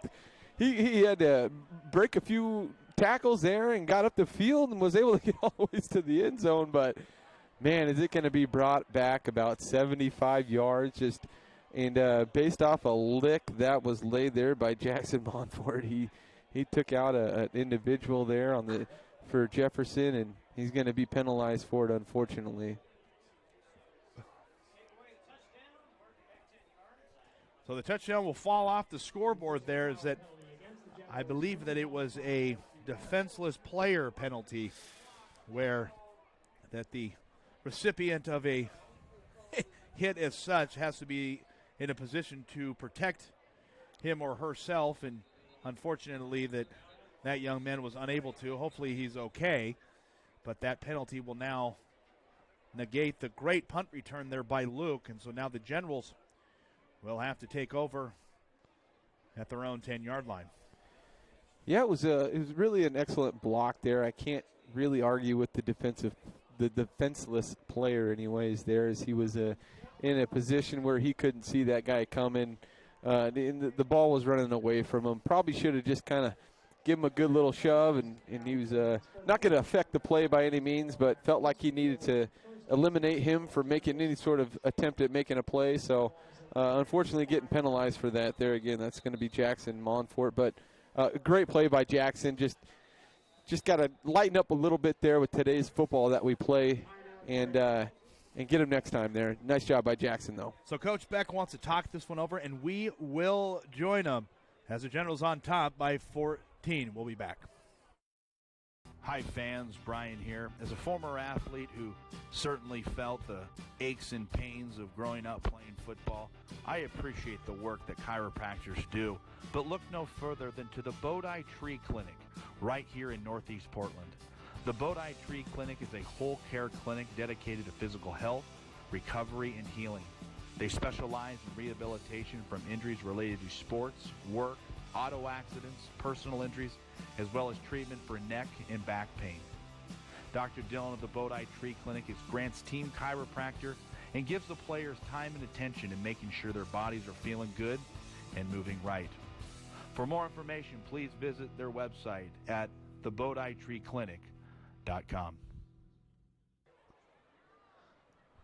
Welcome back to the broadcast here. Mitch Bukite, Brian Gregg, live coverage right here on the Grant Sports Network, powered by Table Rock Sports. And thank you so much to Pete Belcastro and Joe Brett down in Southern Oregon, bringing you all of the action, as Table Rock has done such a phenomenal job making their mark up here in the Portland area, and the wonderful support of Friends of Grant Football.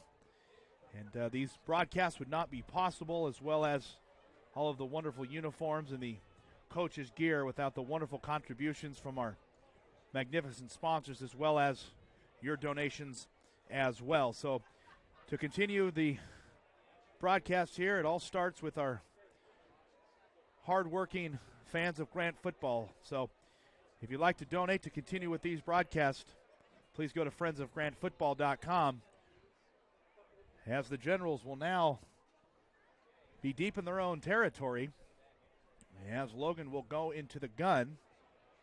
Drops back. Got a man downfield wide open, and this time it's Jarrell Bingham. Scampers and falls his way all the way down to the 40-yard line. So a name that we haven't said that many times this year. Mr. Bingham coming up with the big catch there. Great throw there by Logan. Oh, absolutely. That thing was on the money. Hit him mid-stride and got him right in the middle of the field there. And what the best part is I believe is DJ Jamison here for Jefferson let him come down with the football and was smart about that and didn't return the favor there with the defenseless receiver. Gives it off to Jamison. Jamison will fall forward all the way to the... I have trouble saying that. Defenseless receiver. That's a tough one for me for some reason. As I say to my niece, use your words. 2:32 to go here in the second, and I'm certain Coach Beck would love to add to his lead. So we'll see here if Coach Beck goes into his NASCAR offense, as Logan will send one to the top, two receivers at the bottom. Man in motion. This is Luke. Fakes the handoff. Gives it off to Jay-Sean. And the Democrats are right there. And so that there was Jamison Price, excuse me. So that will bring up a third down and about 7 here, Mitch. So we talk about big third downs, and if there's a big one, I think it's right here. I think that's Coach Beck keeping him honest. You know, the play call, you know, if it was earlier in the game, you'd like to see him probably throw the ball. I think he's just kind of playing a little chess right now by running that football and just allowing those guys to kind of keep themselves honest on the defensive side. Third down, 6. Nice job, going Logan. is forced out of the pocket, looking for a man. Got him open. This is Quinn, and he barrels his way all the way down to the Demos 5-yard line. So Logan continually using that athleticism, is forced out of the pocket, and he connects with Quinn Gerald. And the Generals are knocking on the door here with 1:18 to go here in the second. What a play there by Quinn. An even better play by Logan, man. As he rolled out, he was able to avoid the defense. He swung out his feet, hopped a little bit, planted his feet, collected himself, threw an absolute dime there right to Quinn and was able to make a play and was not, you want to talk about yak. There's some yak for you right there. So Logan, in this situation prior, kept it himself. This time he'll give it off to Jamison, and he will get into the end zone for the touchdown. Generals with their 20th point of the game. Boy, what a counter play there. And it was just a real easy counter play by Jamison, and he was able to get the ball and begin to go left. Swing it back right, was only hit by about 2 Jefferson players there. It was really an easy score. So after the great throw and catch from Logan to Quinn on the ensuing play, the Generals get in the end zone for the 3rd time in this football game as Marco will attempt the point after to potentially make it the 21st point of the game. Good snap, good hold, kick is up, it looks good, and it is good. So the Generals get their 21st point of the game, 51 seconds to go here in the second. We'll take a timeout. You're watching live coverage of Grant football right here on the Grant Sports Network. Hi, fans. Did you know that 1 in 3 people notice somebody's smile right when they meet for the first time? Turn to Parkside Orthodontics if you're not confident in your smile. Dr. Rebecca Cooperstein, a board-certified orthodontist in Portland, Oregon, and a neighborhood favorite for braces. Dr. Cooperstein is committed to providing the highest quality orthodontic treatment for all ages in a caring, comfortable environment. Parkside Orthodontics is a state-of-the-art digital office with advanced technology to provide superior results. They also provide a convenient finance option that requires no additional down payment and offers lower monthly payments. If you want to turn that frown upside down, visit Parkside Orthodontics. Welcome back to Jefferson High School. And the Fighting John Becks have their 21st point of the game as they get in the end zone with 51 seconds remaining. And this time, the big price tag. Jamison Price gets into the end zone. And that's certainly what you want there, especially in a rivalry game as such, Mitch. And he made him pay the price there. That's the price of admission anyways here this evening. He's doing a great job of the whole game, really. That was kind of a little cherry on top for this first half anyways. We'll see what Demir Collins can do here with the return. And Demir Collins using his athleticism, and he will scamper his way easy all the way down to the 45-yard line as a penalty flag will fly. A bit of extracurricular conversation post-return there, so we'll check the penalty flag there. But in any event, at any time you have a rivalry game where they are 3.7 miles from one another, many of these young men know one another. They grew up with each other. Yep. But as soon as you step out onto the gridiron, everything goes out the window. It's time to go out and play football. And yeah. You can certainly start to see the little bit of the chippiness and the extracurricular conversations taking place. Yeah, let's call it a friendly conversation going on down there, and these guys, a lot of same bus routes getting to school here earlier in their years, and just a few miles apart from each other. So just a little extra here today with the, and you can see it with the penalties, and I think that was our second unsportsmanlike conduct here. A penalty kind of evens it out, 1-1 now, one for the Generals. And one for, no, I believe those are both there for Jefferson. So Jefferson with 2 unsportsmanlikes for his true signs of a rivalry game. 32 seconds to go, and the Generals bring the heat, and they get to DeAndre Fair. And this time it's Peter Zahari coming off that outside linebacker position and sticks his nose in there. And Jaden Modis finished him off there as that clock continues to trickle down to 20 seconds. What a defensive effort given there. These guys are pitching a shutout here this evening. It's just been an excellent time here to watch. So I anticipate the last play of the game as DeAndre is forced to keep this one himself, and he will be wrapped up all the way at the 28-yard line as this time it was Brennan Beck was the man responsible there. As we hear the horn, and that means one thing. that we are at the end of the second quarter. So the Generals find themselves with a 21-0 lead as both teams will head to the dressing rooms. And we have ourselves a good one. Don't go anywhere as the Generals are on top, 21-0. We will take a timeout, but when we come back, Mitch and I will provide our first half thoughts as well as what we can look forward to here coming up in the second half. You're watching live coverage of Grant football right here on the Grant Sports Network.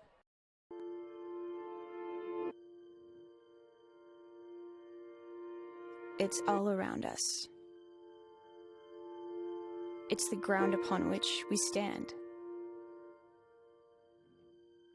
The well-worn paths and the ones that haven't been forged. It's our history and our what lies ahead. It's ours to nurture and to protect. We're a force for community and for country. We have the skills to define our future and our nation's future, to make a stand.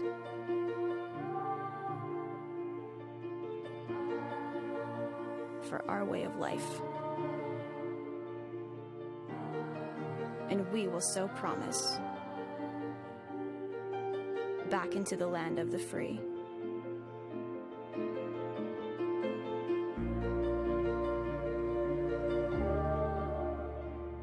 Individually, we're trailblazers.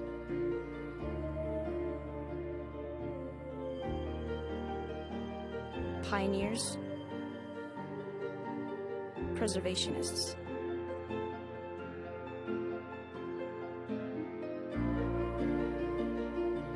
United, we are the keepers of the dream.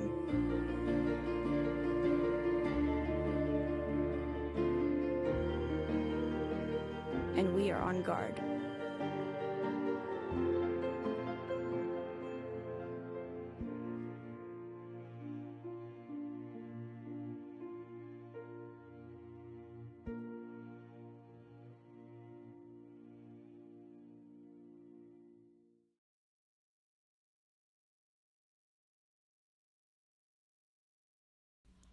Fans, you all know that giving back to your community can be one of the most gratifying things one can feel. But one person in particular is Kenneth Acker, former Grant alum athlete and NFL player for the San Francisco 49ers and the Kansas City Chiefs. Kenneth Acker founded the Ackrite Foundation as he brought his generosity to Friends of Grant Football as a gold-level sponsor this year, as he helps our players with the important equipment they need to be safe and effective. The Ackrite Foundation also sponsored the first Grant-hosted 7-on-7 tournament this year. Kenneth Acker and the Ackrite Foundation has been an incredible example to our players of what can be accomplished through hard work in sports and education. Big thank you to the Ackrite Foundation and the generosity of Kenneth Acker, Grant alum and athlete. I think I've always known he was going to do something like this. He did not want to do active duty because he wants to do college first. I think that was the biggest thing for him, instead of waiting and then doing college after. One of the differences I noticed when he came back from basic training, he was more organized in how he's going about things a little bit. I know he commented that a lot of things his classmates would do that it didn't bother him before, but now he realizes, because he's been outside of high school, I think maybe he's a little more responsible. He's thinking about his future a lot more. He talks about it and the different possibilities. And he mentioned the ROTC program as well. And he said, I could graduate as an officer. And so I was kind of excited when he mentioned that he could do that as well.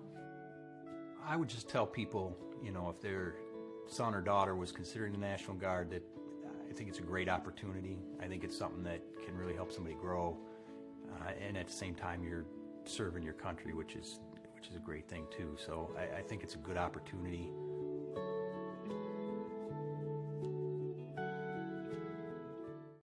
Fans, are you in the market for a new home? Maybe you're looking to downsize. Maybe you're looking to increase your square footage. But look no further than to Tammy Going, of Windermere Realtors, a parent of one of our wonderful athletes and sponsor that's been serving Northeast Portland for many years. She's an advocate for our students and student athletes and generously gives her time and energy to those in need.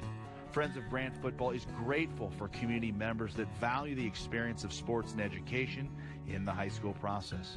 If you're in the need of a real estate agent, you would be lucky to have Tammy Going represent you through Windermere Realtors. Hi fans, Brian and Mitch here for Moon and Sixpence.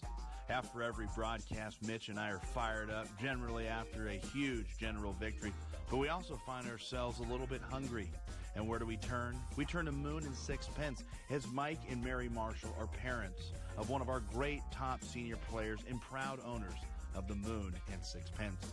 They generously offer up their establishment every year to help Friends of Grant Football fundraise, provide team dinners, and host coaches' meetings.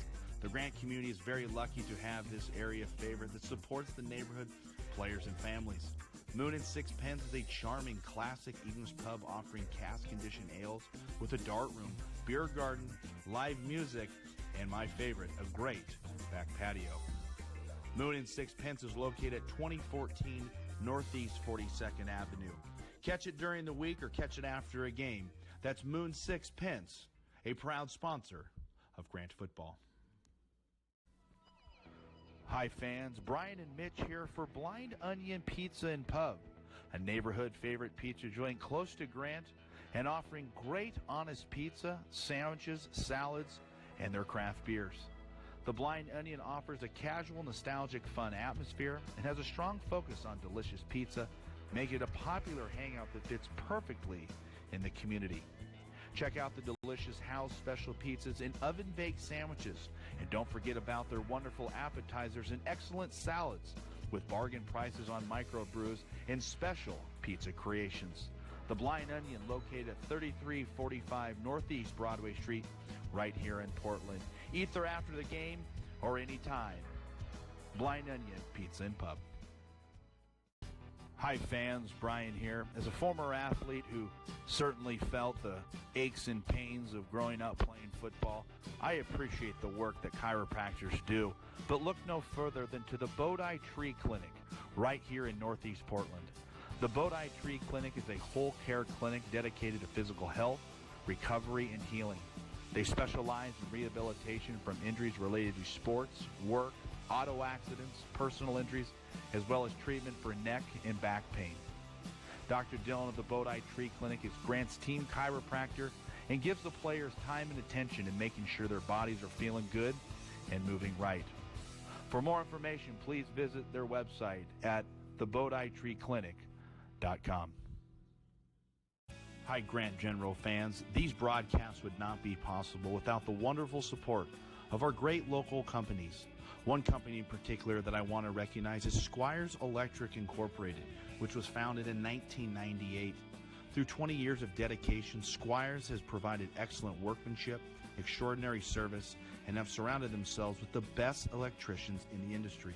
It's one of the company's core values to support the community, and they're proud to be able to enrich the lives of children and help provide the tools needed to succeed. Visit Squires Electric Incorporated, a proud sponsor of Grant Football. Hi, fans.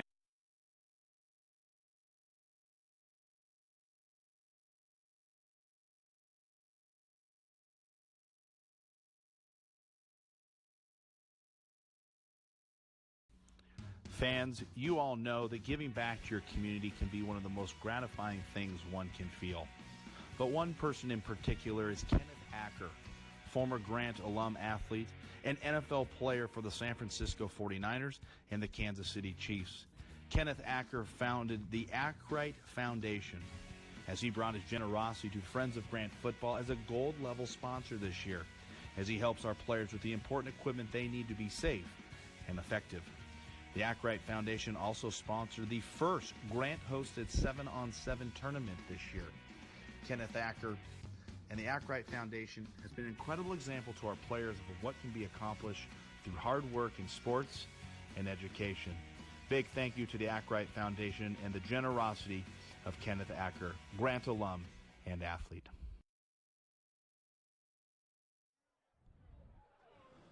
Welcome back to Jefferson High School, right off of Albina Street.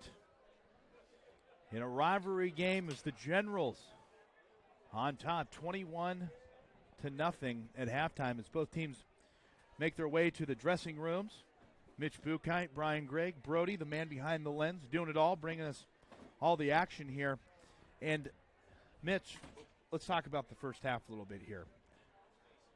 Offensively, I would say this has been the Generals' best first half offensively all year that we've seen. Well, you know, the offense is clicking. Really, he's having easily his best game of the year here.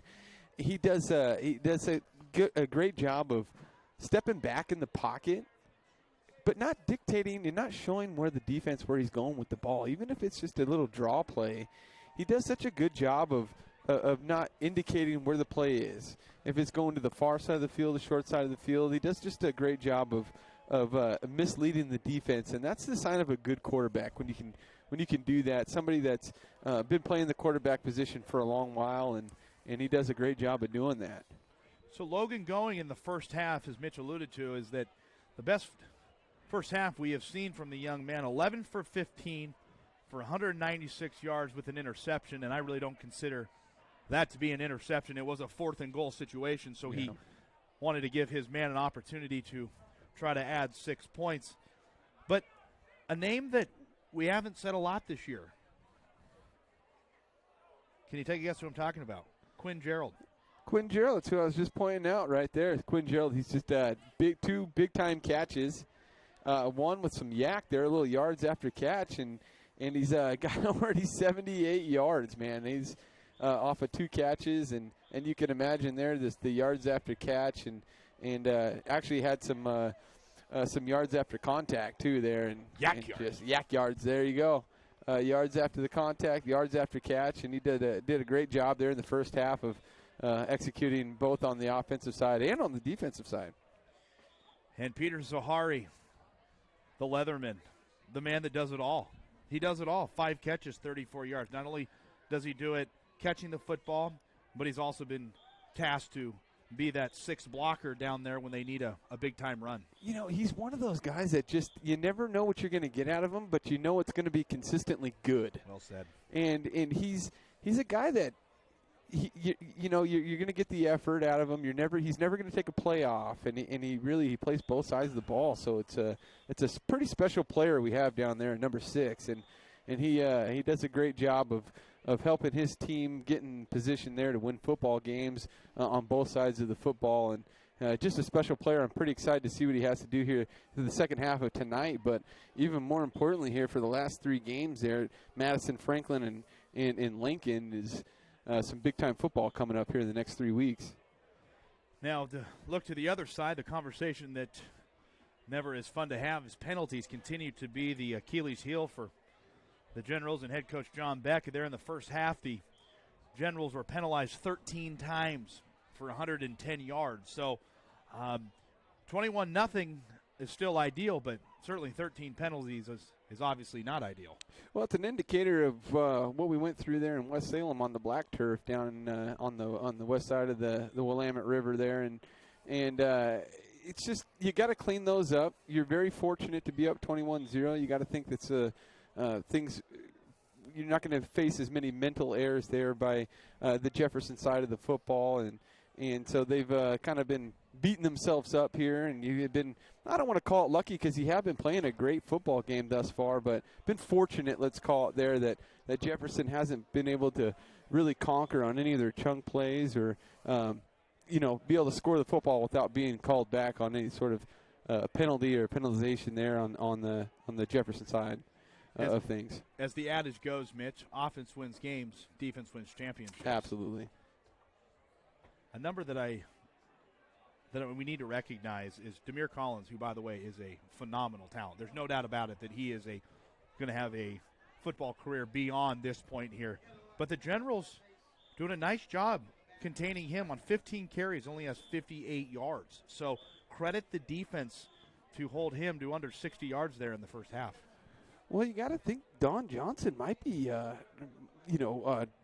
maybe shifting his mentality for the second half. His 15 carries, he's already carried the ball as many times as he did last year there, that being Demir Collins, and 15 coming off of 16 carries is all last week, 15 already here in the first half. So you got to think that perhaps maybe he's going to put that ball in the air a little bit, as I believe they only have a few passing attempts here. I'm not exactly sure on the number of attempts, but it can't be any more than 5 passing attempts, as they've been on the defensive side of the football quite a bit, and we're going to see what we can do here for the Grant Generals and see what this second half has to hold here. And DeAndre Fair, 5 for 8 with 14 yards passing, so that defense continues to be stifling. As we will start the second half here, as we will see if the Generals will move to 2-0 as they find themselves 24 minutes away. We'll be back after this.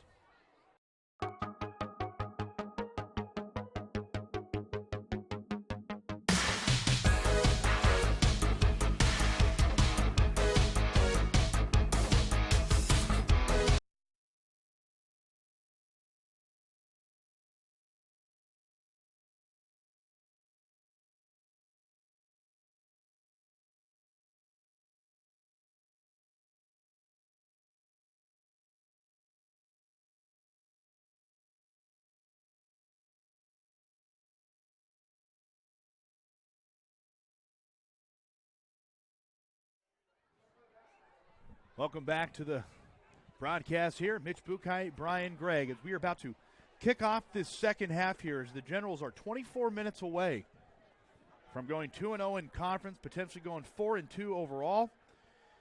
And certainly credit the defense, as many anticipated that Demir Collins, who has really had a heyday for the past 5 football games, is held to 58 yards there in the first half. So other than the penalties, Mitch, it's really been a pretty darn good football game for the Visor, head coach John Beck. Well, the defense, man, the defensive line is really showing up here this evening. They've done a great job. We've got Jaden Moses and Caden Siegel and Johnny Jones. Man, they are playing some excellent football here on the defensive side. Some youngsters, they've got one more year ahead of all those guys there. Jaden Moses being a freshman, coming in at 5'11", 200 pounds. He's just a great linebacker that we've got. Somebody that really flies around, but I'm really excited to see what Caden Siegel has for lined up here for us in the second half. He's got some pretty big hits, a couple tackle for losses. So we're going to see what the defensive line has to show here in the second half. I'm pretty excited. They've done an excellent job here in the first half. So in the second half, we're going to see some adjustments being made on both sides there for Jefferson and for the Grant Generals, and we'll see who has to say what. We got a 21 3-score advantage here on Jefferson. So 21-0. 21, 3 scores. Here we go. 3 scores. So fans, as a reminder, these broadcasts are brought to you in part by the Friends of Grant Football right here on the Grant Sports Network. And as we continue to build out these broadcasts here, thank you so much to our main man, Gino Zahari, who does it all here, and he has been wonderful to work with. So thank you so much to Gino, as well as Carmen, the president of Friends of Grant Football. It's just an absolute pleasure and a privilege to be a part of these broadcasts here. So we are just about underway here in the second half, as that clock will trickle down to 0. And the Democrats will now have to kick this one off here as they find themselves down 3 scores. And so head coach Don Johnson has his teams back up against the ropes. Their only loss came against North Medford back on the 13th of September, 62-30. And we are underway as this ball will roll into the end zone. So the Generals will bring that one out to the 20-yard line. And that's where Logan Going will command the offense. And we'll see here what Coach Beck wants to do in regards to this opening series. Pretty excited to see what he's got drawn up here. Go back in the locker room, reassess what you've been good at here on the offensive side of the ball here, one being 2-2 back there. Logan having an excellent first half. I want to see, I'm curious to see what they have lined up here, see if we do a simple run, kind of get the wheels turning again here and put the ball in the air. 2 at the top, 1 at the bottom. Going, speed option. Love it. Gives it off to the speedster, left-hand side, and this is Jay-Sean, and Jay-Sean will be met at the line of scrimmage. A great football call there. I love it. But Coach Beck, he just gives those guys an option there. You want to be able to kind of get the wheels turning, get those feet moving again, get the blood pumping. You just took a 15-minute break there, so get yourself moving again. Get the blood pumping, a good speed option just like that. Just a great call. So another penalty. That'll be the 14th penalty. Well, you'd hate to see a penalty there on a speed option play. It just means somebody was a little too aggressive there on the offensive line. So that'll bring up a first down and 20 for the Generals, as Logan will send 2 to the top. And Zahari at the tight end. Logan looking for his man, and he was looking there for Luke Borchardt, but just off the fingertips there, and it'll bring up a second down and 20. That's what they call a good miss. Logan, if he's short there, it's going to go the other way. It's going to be a turnover, but you can't be short. You got to be long, just like he was there. The only opportunity to catch the ball is for Luke Borchardt. Unfortunately, he couldn't come down with it, but just gave him the only opportunity out there, no defensive opportunities. We're just underway here in the third, 11:31 to go. Mitch Bukai, Brian Gregg here, bringing you live coverage of Grant football right here on the Grant Sports Network, powered by Table Rock Sports. It's going. We'll go into the gun. 2 at the top. Low snap. And he will look for Peter. Peter's wanted a pass interference, and that'll bring up a third down and 20.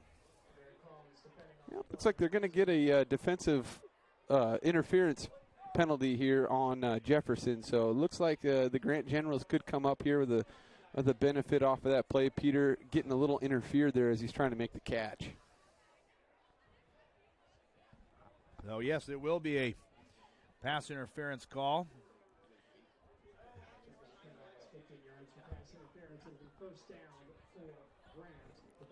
So that'll bring up a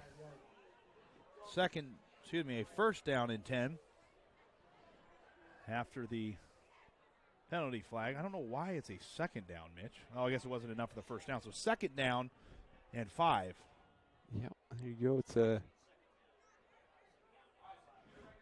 going on second down. Finds Peter, makes one man miss, and he will go out of bounds, and he picks up enough for the first down before he's pushed out at the 30-yard line.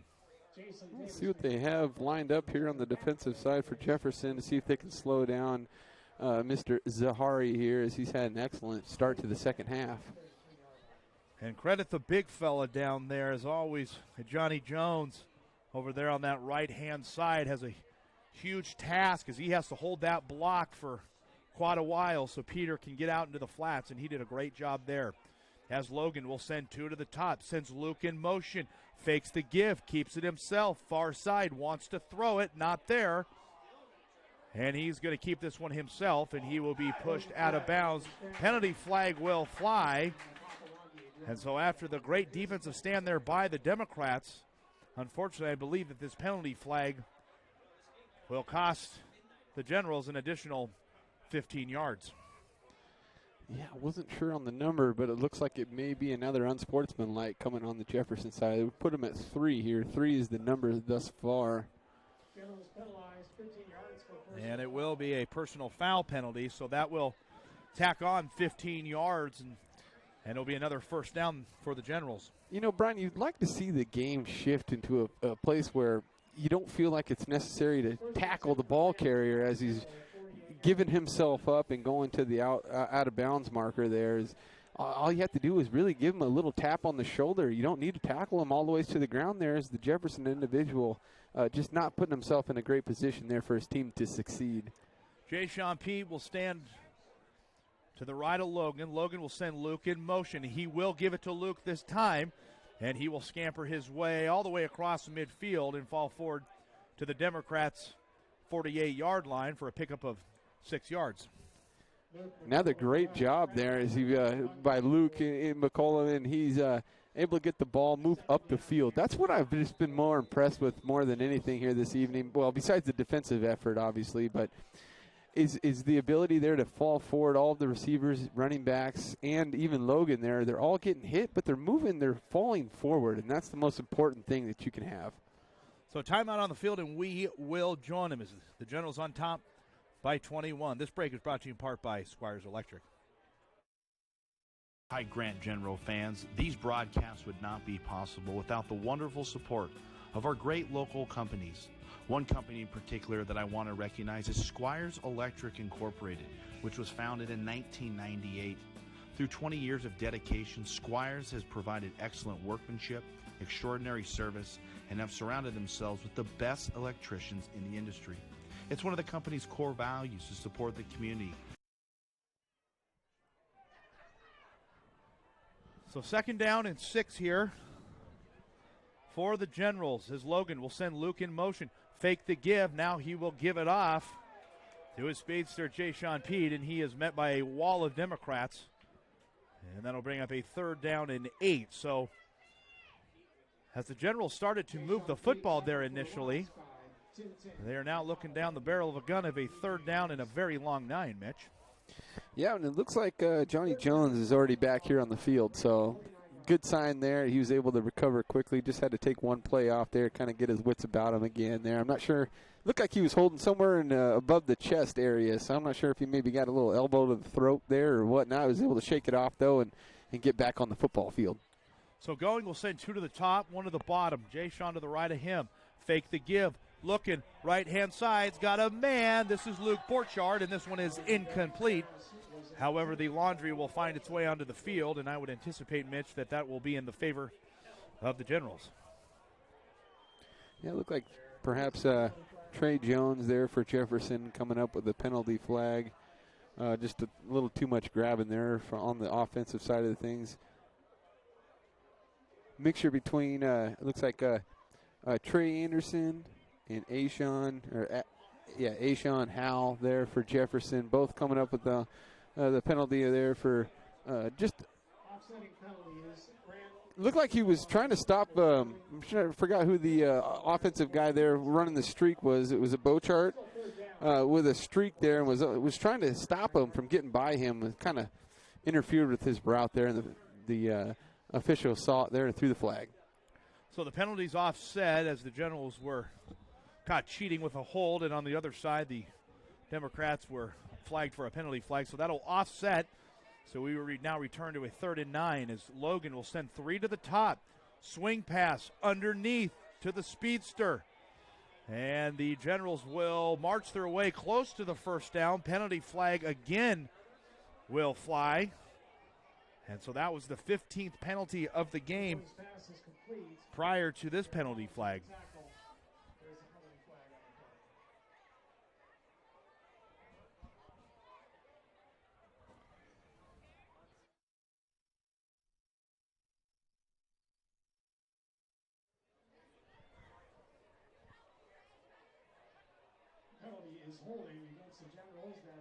And again, a penalty flag will be on the Generals for holding, so that will back them up an additional 10 yards. So after the Generals had crossed midfield with some excellent running by Luke McCullough, unfortunately this drive has been stalled due to some unfortunate penalties. So now the Generals are looking at a 3rd down and 20. I wonder if the refs went in and looked at tape themselves there. They've been throwing flags on about every other play. Logan on 3rd down looking for Luke, and this one's going to be intercepted.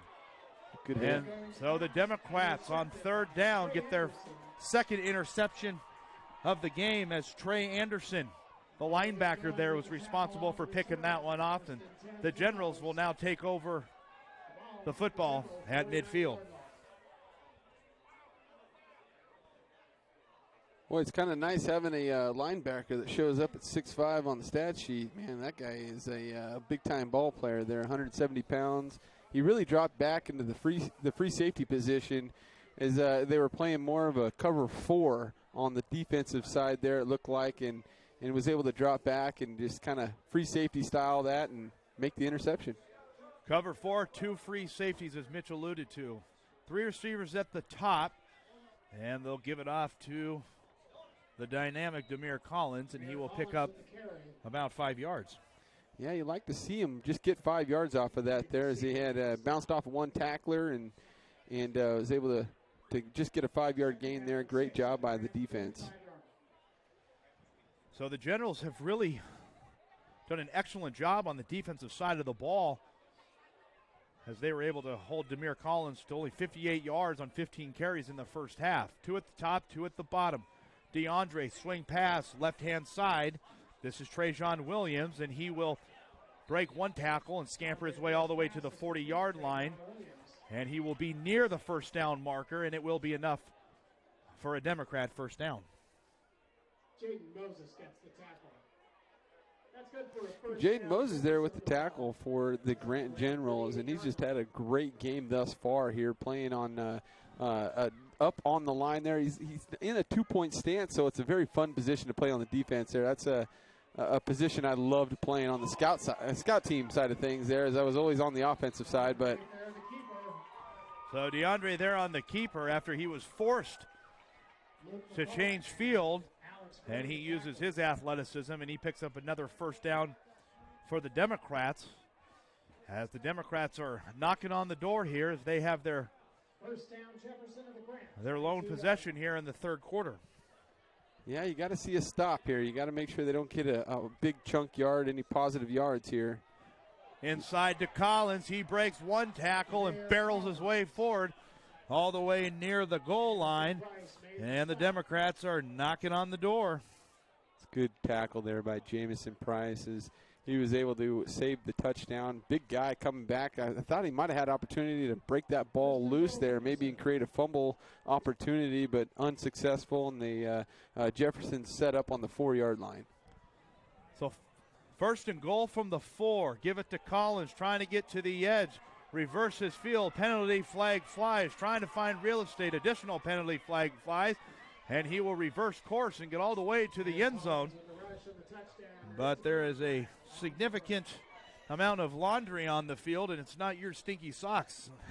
Unfortunately, I imagine this will probably be called back. I was trying to hide him from you. But, yeah, they it looked like not one but 2 different penalties here. And something you just hope you don't see anything further there. It looks like a little taunting going on there by Demir Collins. So hopefully he's able to get a little spiel there from his head coach and let him know that just score the touchdown, no need for any extra nonsense.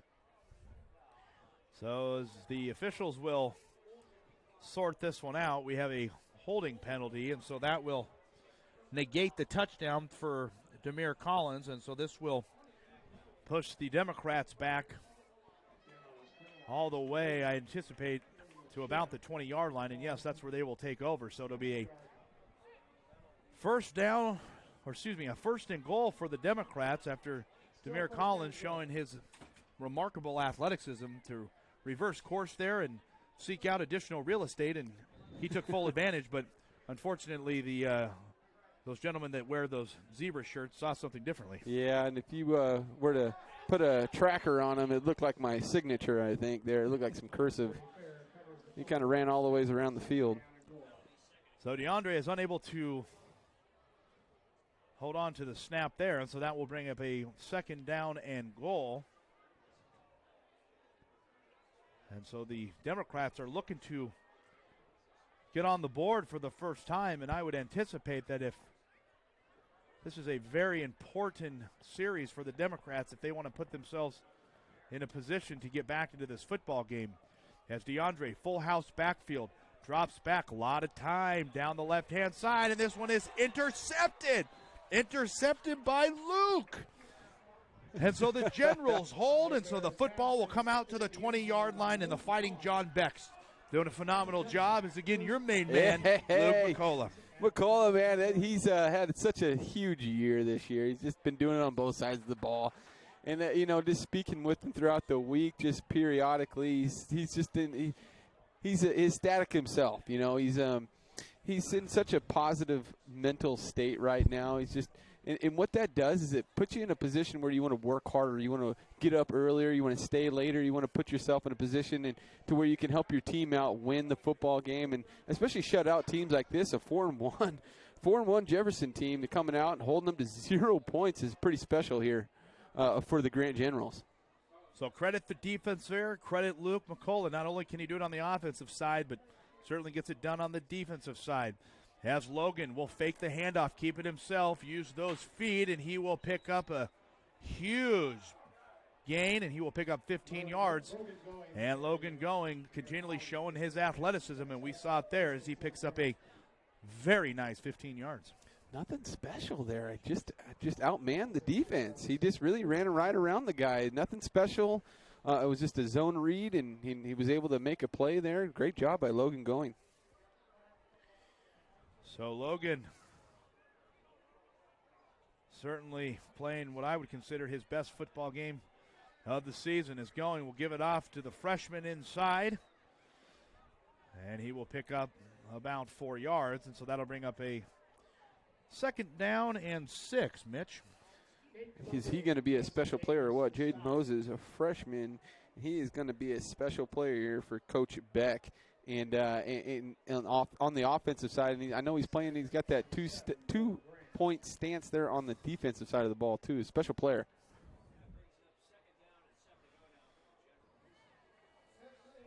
So 2nd and along 6 here is going. We'll send 2 tight ends. Peter will go in motion. Fake the handoff. Keep it himself near side, and he will be brought down at the general 40-yard line for a pickup about 5. So, for about 2, which will bring up a 3rd down and 5.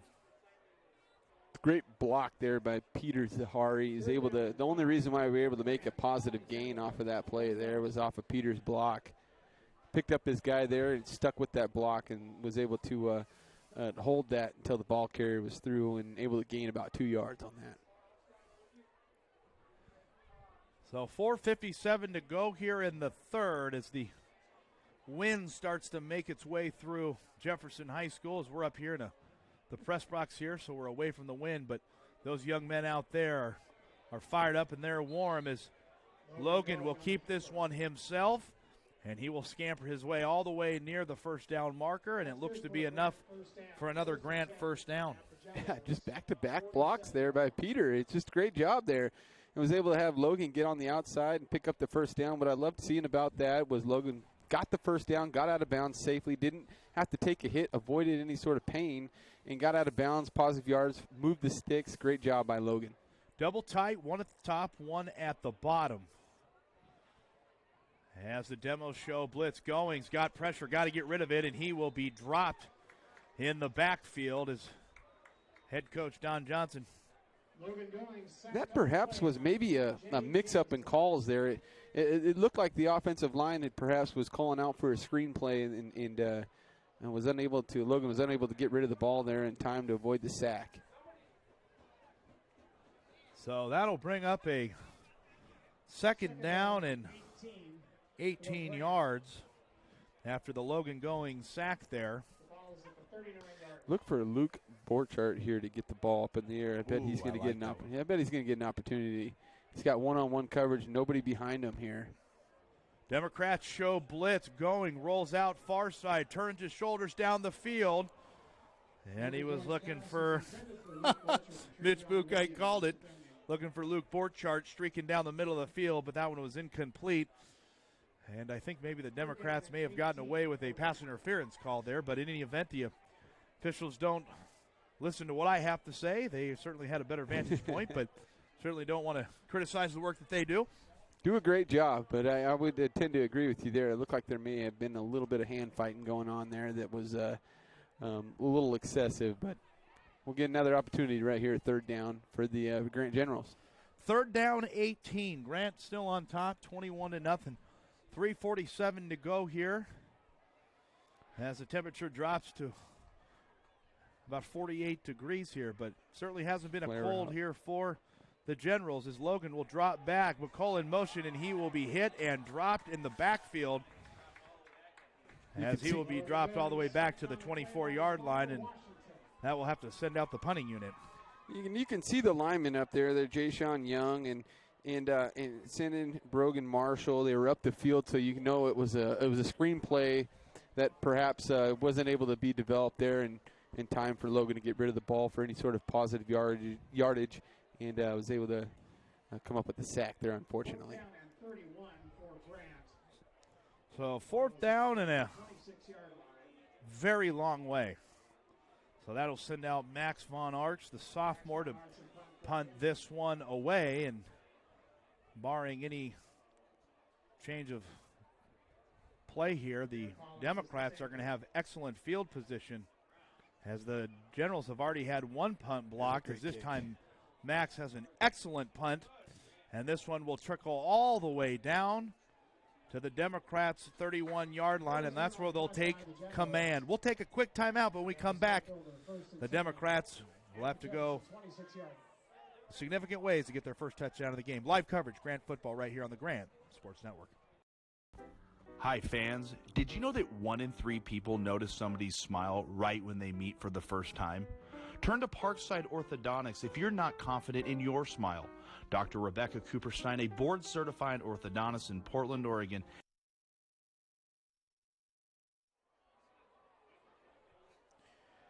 So after the Generals were moving the football, they were unfortunately negated by a number of penalties, and so they were forced to punt there. As on 1st down from their own 31-yard line, DeAndre will give it off to Collins, and he will pick up about a yard. A 48-yard little poke there by the punter, and nice little stick. Was able to put them all the way back on their own 27-yard line.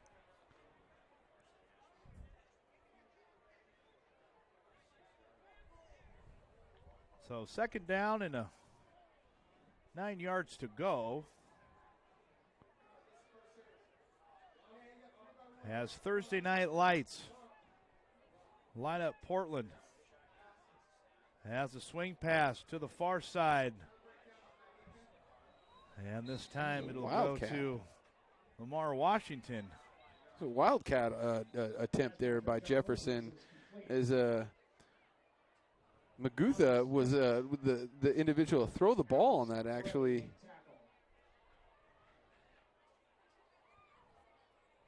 Interesting call. So Magutha, a 6'1" junior, getting an opportunity to spin the rock a little bit, and he will make his way back to the sideline here, and so the officials will come together to have a brief conference here. But you know, Mitch, I have just been absolutely beyond impressed with the defensive capabilities this year. So many people talked about the explosiveness of the Democrats, but they have certainly been a bit stifled here in this football game, holding Collins to under 100 yards when he has had games well over 250 yards. Yeah, it's just been an excellent defensive effort here by the Generals all game long. They've been doing their jobs here, flying around on the defensive side of things. You got some guys that we haven't really said a whole lot of here this year, been putting their effort forward. And Thursday Night Football, getting the best of these guys here is we're facing a team that can really put up some points in a hurry, and they haven't really been able to do that here this evening. And the Grant Generals defense really showing up here Thursday, short week, and just showing a lot of heart, a lot of enthusiasm out there. So that's the 4th unsportsmanlike penalty in this football game, as they will give it off to the speedster. This is Collins.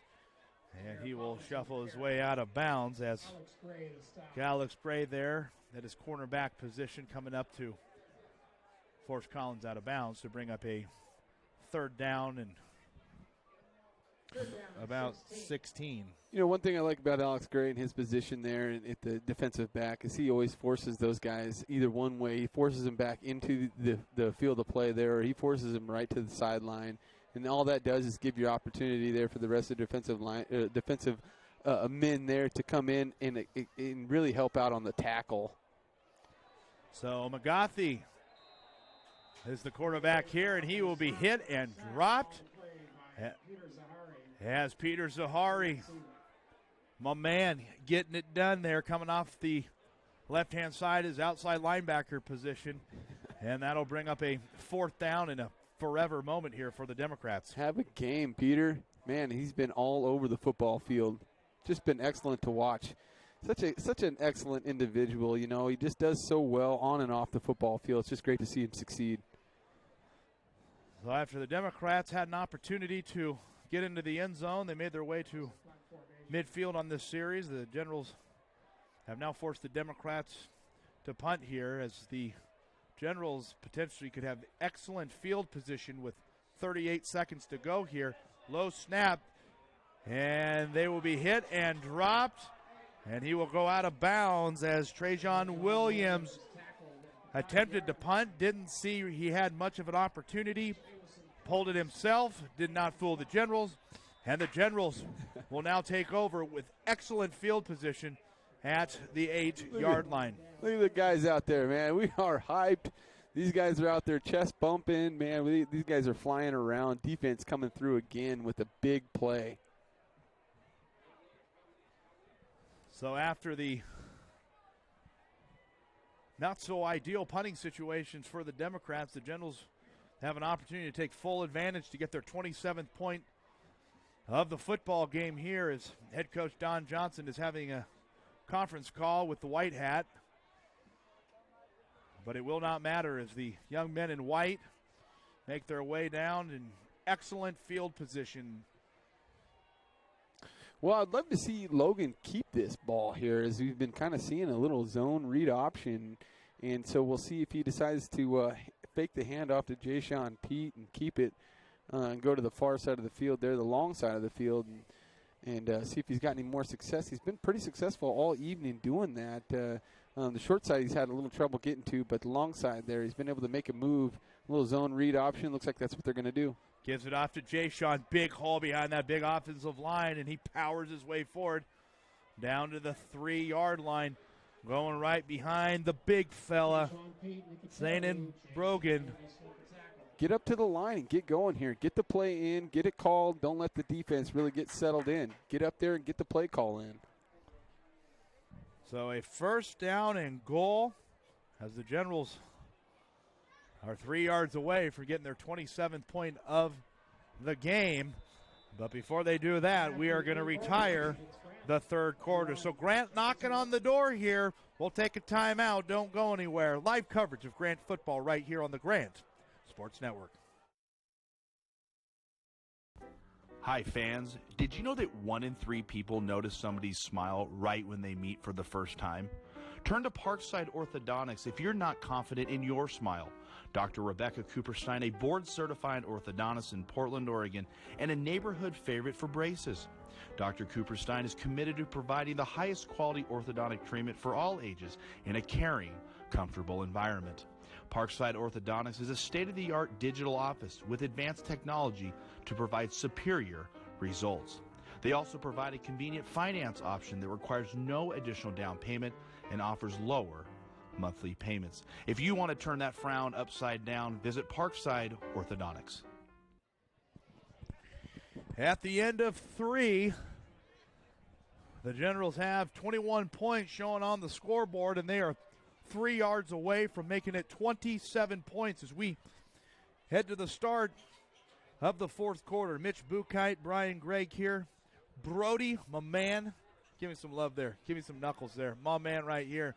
Brody's fired up. I'm fired up. Mitch is fired up. But you know who's really fired up right now? Head coach John Beck. The visor bumped up in this rivalry football game. Man, his defense is just really showing up here this evening. He's just had a good time, man. And we spoke to John earlier tonight. He told us that's what his focus was defense.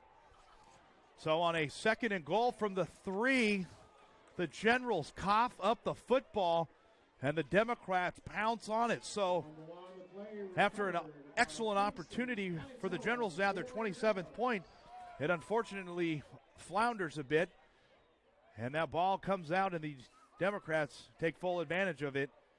And so, unfortunately, the Generals were knocking on the door, but that ball squirted out and not a so ideal situation. Yeah, it's one of those You really got to keep that ball on your hip there and not allow the other team to get it. But, just hope your defense is going to continue showing up here and put yourself back in that position where you can get on the offense and get those points back you feel like you left on the field. On first down, right-hand side is Demir Collins, and he will be pushed out of bounds after a pickup of about 9. So unfortunate for the Generals there. I'm certain that Coach Beck would want that one back, but, boy, now you got to play some defense now. The Visor wants that one back. He has had a great evening here on the offensive side, even better on the defensive side. But, man, Logan and his team, they've really been putting up some points here, and one even called back. So it's just been an evening there where unfortunate, but we're going to get it back, I believe. On second down, gives it off to Collins, and he bounces his way inside like a pinball. And he will scamper his way close to the first down marker. No indication yet whether or not if he extended enough for the first down. And that will bring up a third down and inches for the Democrats. We'll see what kind of front that they bring out there if they decide to go with the 4-3, as we've been all night here for the most part. I want to see what Peter can do, if he's going to come up to the side, up to the line of scrimmage there, or even Caden Siegel. He's had a big night. See if he can get dirty here. See if he starts off in a 4-point, gets dirty and jams up that line of scrimmage. Jackson Montfort, the free safety, walks his way up. Fake the handoff, roll out, far side. This is Magathier, and he scampers his way and falls forward enough for the first down. So recognize that he was going to be unable to set his shoulders and throw the football down the field. Does the smart thing and makes his way past the orange mark. Isn't enough for a first down. Well, now you got a fresh new, line of downs here to get your defense back. No chunk plays on first down. Send the guys back and see what we can do here on the defense. I see a lot of pink down there, though. Let's see if we can have that flying around. We've been kind of flying around acknowledging the pink out there for October and BCA. Swing pass on first down over to Collins. Splits the difference between two Generals, and he scampers his way for a second down and 9. And, Mitch, I've just been so impressed, as we have talked about, but, boy, Jamison Price not only can get it done on the offensive end, but that's a young man that's not afraid to run up there and make contact. And you like to see when one of your secondary players likes to come up and lay hat, and he has done that all night long. Yeah, just a great tackler. Likes to go up there and pop somebody.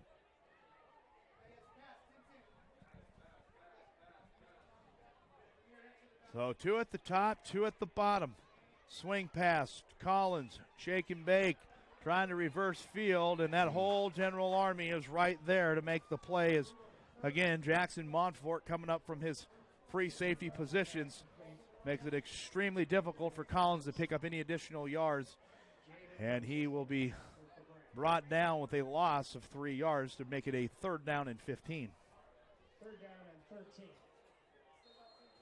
Looks like we're seeing a little fatigue out of Collins here. He's been on the football field for a lot of this evening there, but he's showing a little signs of fatigue down there. But it goes to show that's him and just about every other play there. So we'll see what happens for the remaining here of the game.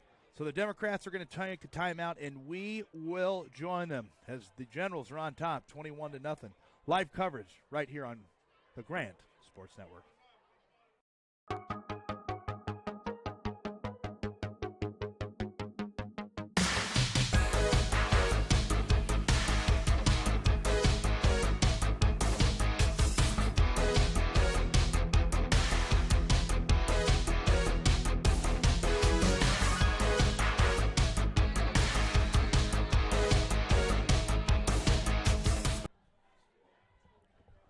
Welcome back to the broadcast here. We're in the fourth quarter, and head coach John Beck has got his team all dialed in, and they certainly have not been playing on an empty stomach. And speaking of full stomachs, I want to recognize NoHo's Hawaiian Cafe as the proud sponsor of Grant football, who feeds all those young men before the football game. So big thank you to NoHo's Hawaiian Cafe.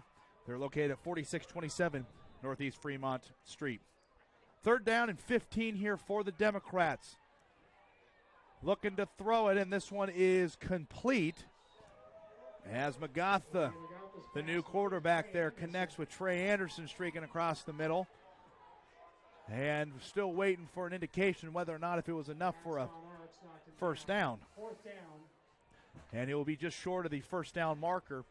So 4th down and 3, and head coach Don Johnson is going to leave his Democrats out on the football field. Boy, this is a great call here, I believe, by Jefferson. Let's see what Grant can do, see if they can bring a guy up and get a little pressure on that quarterback. McGatha in the gun, getting the call from the sideline. Yeah, it's a good call. And they will take a timeout, and we will join them as a 4th down for the Democrats here. You're watching live coverage of Grant football right here on the Grant Sports Network. Fans, are you in the market for a new home? Maybe you're looking to downsize. Maybe you're looking to increase your square footage. But look no further than to Tammy Going of Windermere Realtors, a parent of one of our wonderful athletes and sponsor that's been serving Northeast Portland for many years. She's an advocate for our students and student athletes and generously gives her time and energy to those in need. Friends of Grant Football is grateful for community members that value the experience of sports and education in the high school process. If you're in the need of a real estate agent, you would be lucky to have Tammy Going represent you through Windermere Realtors.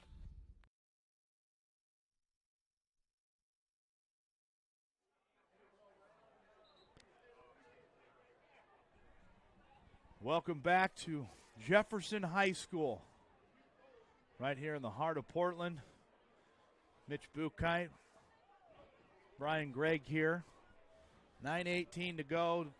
Generals with a commanding lead, and head coach Don Johnson hasn't rolled over quite yet, as he'll send McGatha out there with a full house backfield. Give it off to Collins, and he will get close, and I don't know if he got it, Mitch.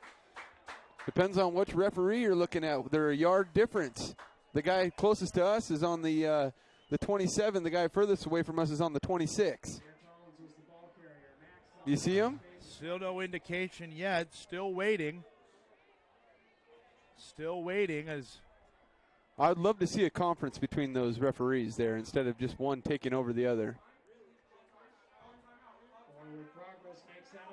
And it will be enough for a first down as McGatha on first down rolls out, heaves it way downfield, looking for the big man, and this one will be incomplete. Looking for Trey Anderson, but a penalty flag will make its way out on to the field there. So after what many had thought that the Democrats were short of the first down marker, they didn't waste any time there, and McGatha came out and heaved that one way downfield looking for his big man Anderson. Well, you're going to see a little frustration, I believe, out of the Grant Generals, and the reason why is, I do apologize here. Wow, they got that wrong. They got the wrong team on that penalty there. I don't understand. There was a jersey being held, and it wasn't a dark jersey there. It was. My apologies there. I was thrown off guard there. It was a pretty easy call. Even their own team is going back. That was the wrong call there. But so you're going to see the Grant Generals get kind of a bad call called on them. But we're going to see them get lined up. They probably should have called a timeout there before they snapped the ball. Grant should have called a timeout to get reset. And a bad snap gets by McGatha, and the official is going to blow this one dead, as the coaching staff is rather infuriated with that call, but unfortunately it was a penalty prior to the snap on the Democrats, so that'll back them up 5 yards. For a moment, Mitch, I thought that it was going to be a loose ball out there on the turf, but the official said otherwise. Yeah, I think the Grant Generals got a couple unfortunate calls there by the referees, but you know, you're up 21-0, so you're really in a position where you set back there and just try not to give up any chunk plays. Don't play any prevent defense, but stay back. Don't let anybody get behind you. On 1st and 15, swing pass near side. This is Collins, and Collins down the right-hand side. And he turns on the Jets, and he will make his way to the 10, to the 5, into the end zone. And Collins showing his athleticism, and he scampers his way 65 yards into the end zone. And the Generals get their first touchdown. The Democrats get their first touchdown of the game.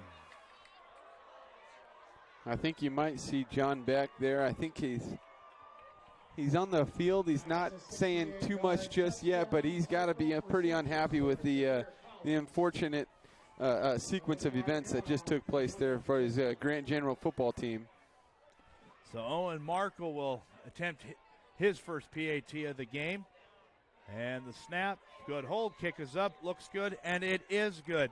So Demir Collins gets the Democrats on the board with 8:38 to go here in the fourth period. We'll take a timeout. Don't go anywhere. Hi fans, Brian and Mitch here for Blind Onion Pizza and Pub, a neighborhood favorite pizza joint close to Grant and offering great honest pizza, sandwiches, salads, and their craft beers. The Blind Onion offers a casual, nostalgic, fun atmosphere and has a strong focus on delicious pizza, making it a popular hangout that fits perfectly in the community. Check out the delicious house special pizzas and oven-baked sandwiches. And don't forget about their wonderful appetizers and excellent salads with bargain prices on microbrews and special pizza creations. The Blind Onion, located at 3345 Northeast Broadway Street, right here in Portland. Either after the game or anytime. Blind Onion Pizza and Pub.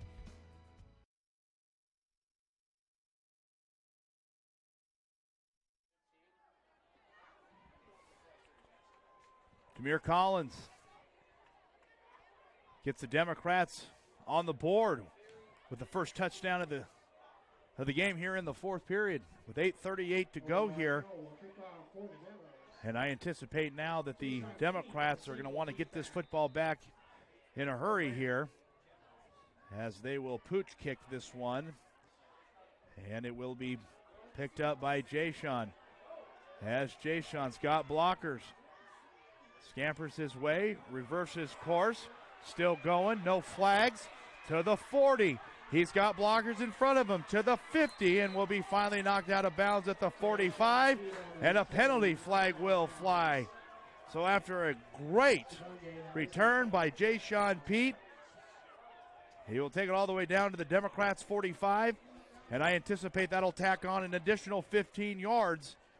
So after the Democrats needed a onside kick or a turnover, unfortunately that will not be the situation, and it will tack on additional 15 yards.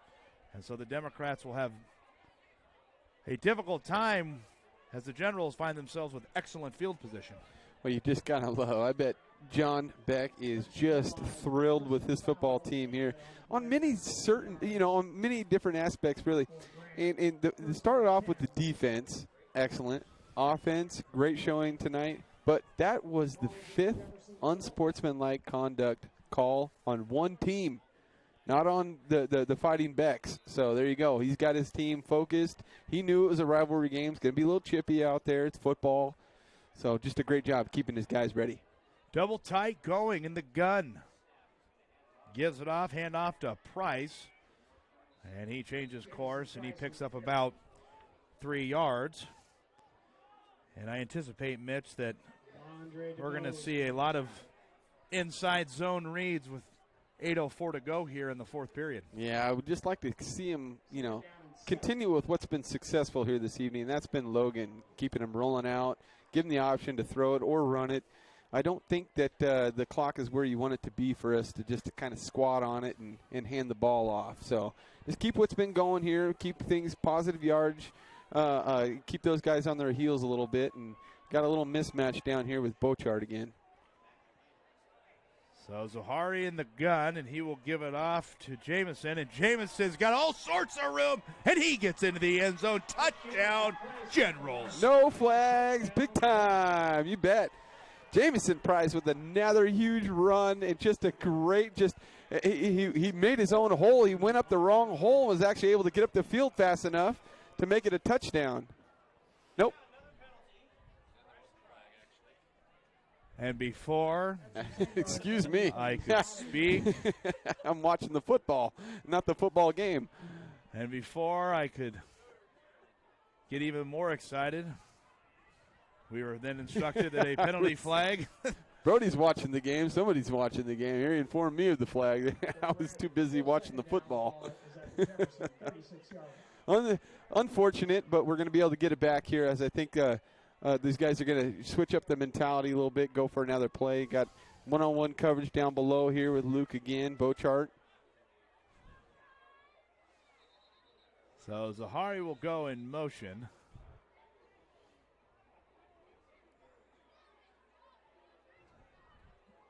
And I believe that the chain gang had potentially wanted to take that play off, but now they got it back up and running here. One at the top, single at the bottom. Double tight here. Peter in motion. Give it off to the speed serve. This is the price tag, and he cannot capitalize on that one as the ball comes out, but the officials indicate that he was down by contact, so that'll bring up a third down and about 16, Mitch. Yeah, big time down here is you just kind of want to get out of here without turning the ball over. You got to get down the field. They got quite a ways here before you get to the first down. Try to set the chains back up here for a first down. So probably going to see a screen play of some sort, maybe a flare out by Mr. Price himself.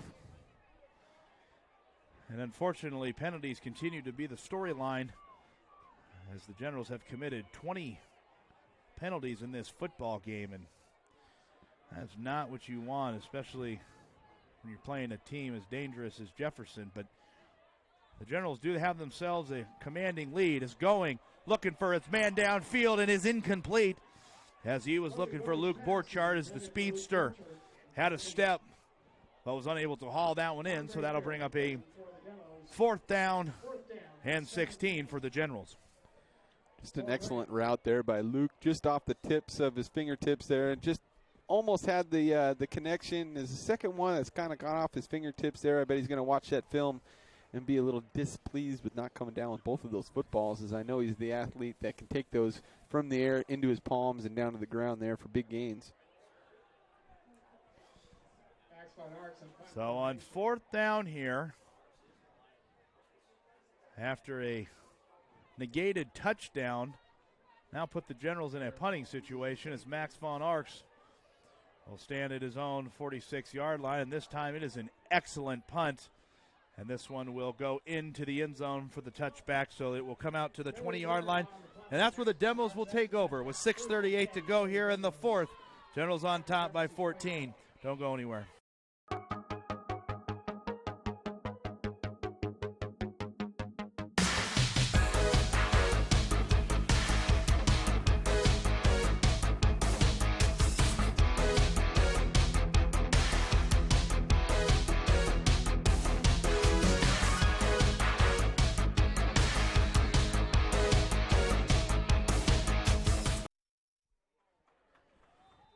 Welcome back to Jefferson High School, as it's been a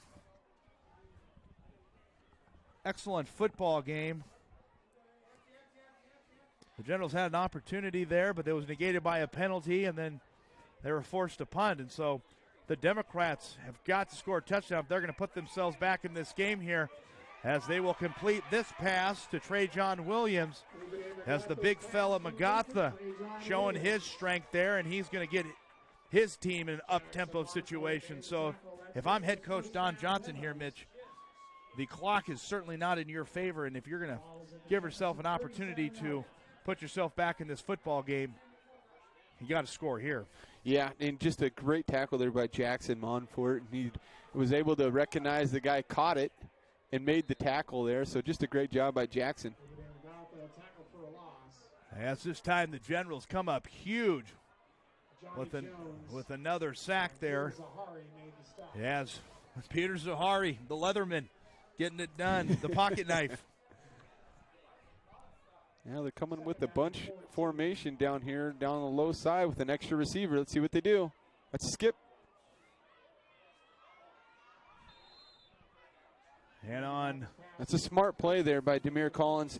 The reason why he ran out of bounds is to stop the clock there so they can get another play with they had to run back-to-back plays there, able to get those offensive linemen there a little break in the action, get their breaths about them, and Demir Collins with a smart play just to run out of bounds and stop that clock from moving any forward here and able to set their guys back up. Another bunch formation here on the short side of the field. 3 at the bottom. MacArthur will keep it himself, and he will be welcomed by the big man in the middle for the Generals, Kaden Segal. That is the exact same football play called twice in a row with 2 different options there. That's one thing you love to see with Don Johnson and his crew there is they got the ability to make so many different plays off the same formation there. It's special. So 4th down and 3, and we will have a timeout, and we will join them with 5:28 to go here. Don't go anywhere. We'll be back. Hi, Grant General fans. These broadcasts would not be possible without the wonderful support of our great local companies. One company in particular that I want to recognize is Squires Electric Incorporated, which was founded in 1998. Through 20 years of dedication, Squires has provided excellent workmanship, extraordinary service, and have surrounded themselves with the best electricians in the industry. It's one of the company's core values to support the community, and they're proud to be able to enrich the lives of children and help provide the tools needed to succeed. Visit Squires Electric Incorporated, a proud sponsor of Grant football. 5:28 to go here in the 4th. A 4th down and 3 here for the Democrats. The Generals can hold them here. You can pretty much put that last nail in the coffin here. As MacArthur, full house backfield, give it off to Collins, right-hand side. He'll pick up the 1st down and then some, and he will be pushed out of bounds at the 45-yard line, and that'll stop the clock to move the chains. Another smart play there by Demir Collins to get out of bounds. He's a very smart individual as he knows that he's got the 1st down. Just run out of bounds. The clock's going to stop. You can reset, get a new play in from coach, get a new set, and continue moving down the football field. MacArthur shows fake, throwing the ball way downfield, and this one is intercepted. Intercepted by Alex Gray to the 50, and he will fall forward all the way to the 45-yard line. Alex Gray, huge game, and nothing more appropriate than that young man to put what I would consider the final nail into the coffin. He cannot wait to get over to the sideline. He's sprinting. I think he ran faster over to the sideline than he did up the football field there.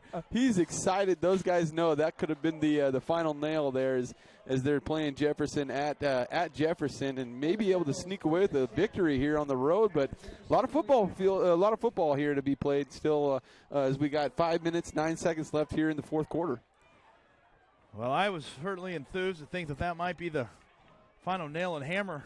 But certainly, as you alluded to, Mitch, a lot of things can certainly change here. But I would strongly anticipate that the running of the football will probably be the desired choice. You know, and I'm a little old school. I do love running the football, but you just got to continue. There you go. Just continue doing what's been doing well here this whole entire evening. And it looked like they might have had a little horse collar there on that tackle, but nothing called. So on 1st down going, will keep it himself, and he will lose about 6 yards.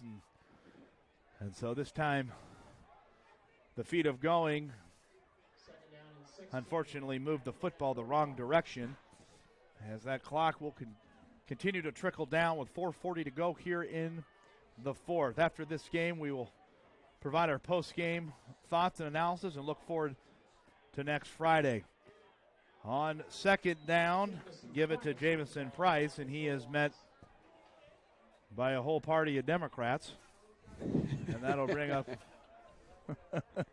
a 3rd down and 18. DJ Jamison, the tackle. Sorry, I had to. Yeah, I know you and your politics. Yeah. I've been waiting to use that one all night. Hey. I'm sure I'm not the Keeping first. it. Oh, yeah. Keep that one holstered. I love it. So 3rd down and 18. Clock continues to move. And it moves in the favor of the Generals. And barring anything significant, got to keep moving that ball up the field there, Brian. And don't settle down. I would just be unhappy to see us settle down here. On 3rd down, give it to Jamison. And Jamison falls behind his blockers there, and he will scamper his way all the way to midfield and falls forward to the 49-yard line. And out front, Henry Kastner, the big offensive lineman, doing a great job pulling from his far tackle side. But that'll bring up a 4th down and 9. And so that'll force the Generals to punt.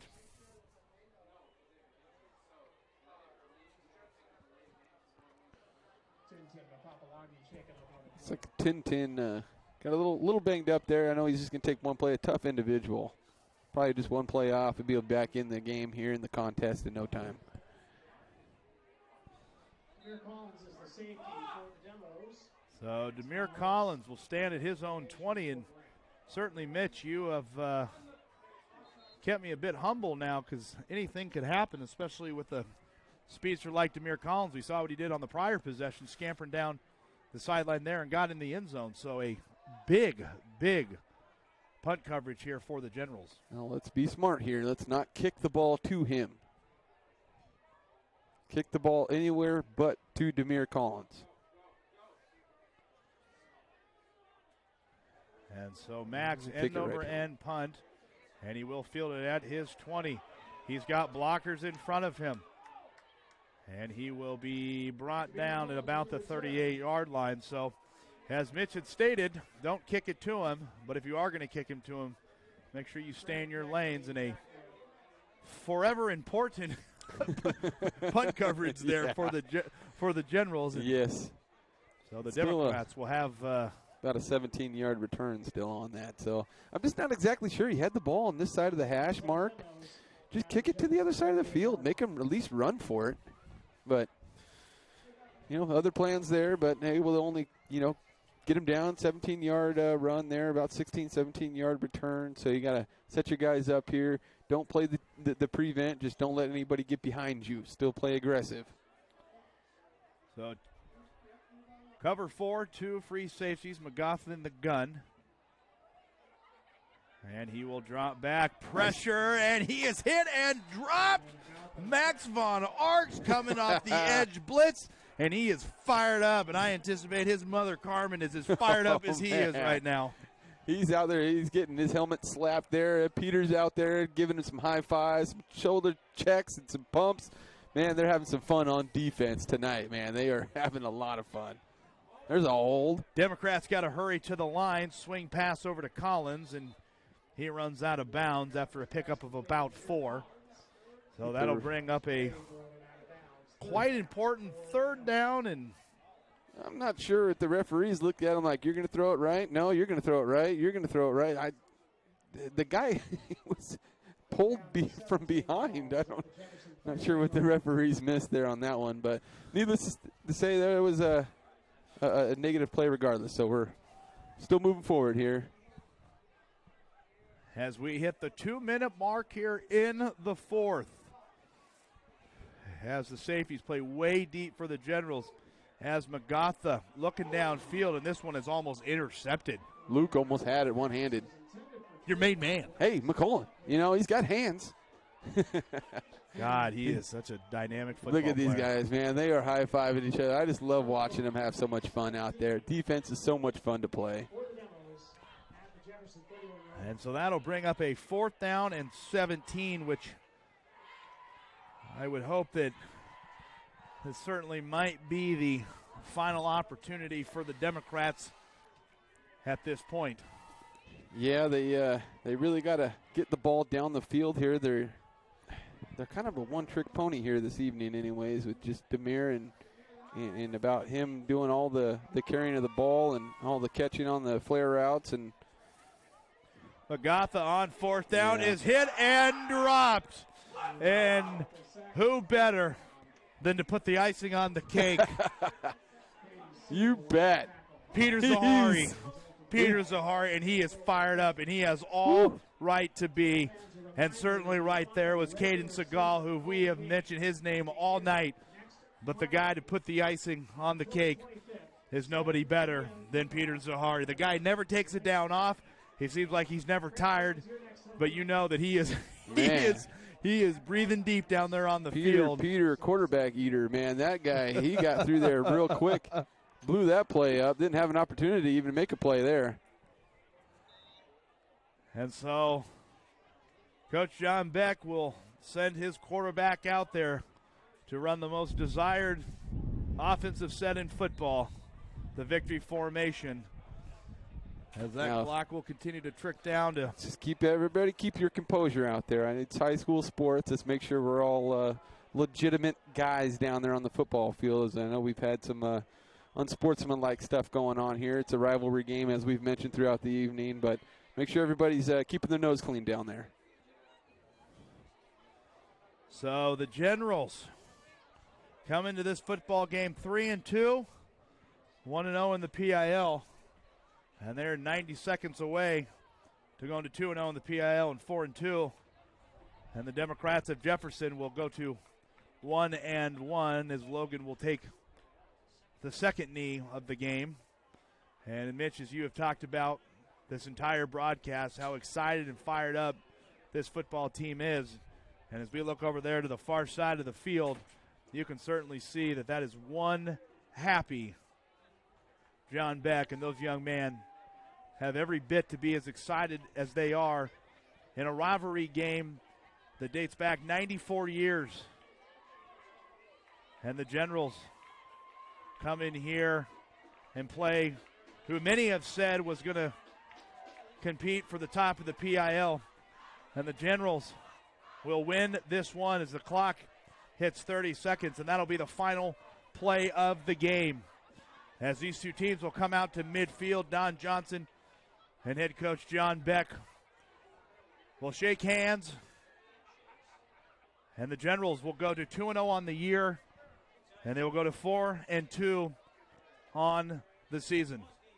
What a wonderful game as that clock continues to 1-0, and that will do it as the Generals come into this game and played what I would consider their best football game of the season, and doing a great job as they've flown around this entire contest, not only on the offensive side of the ball but also on the defensive side of the ball, and it certainly showed as the Generals win this one 21-7. We'll take a timeout, but when we come back, we'll provide stats, our thoughts about the football game, and we'll look forward to next Friday night. So the Generals get the win. Don't go anywhere.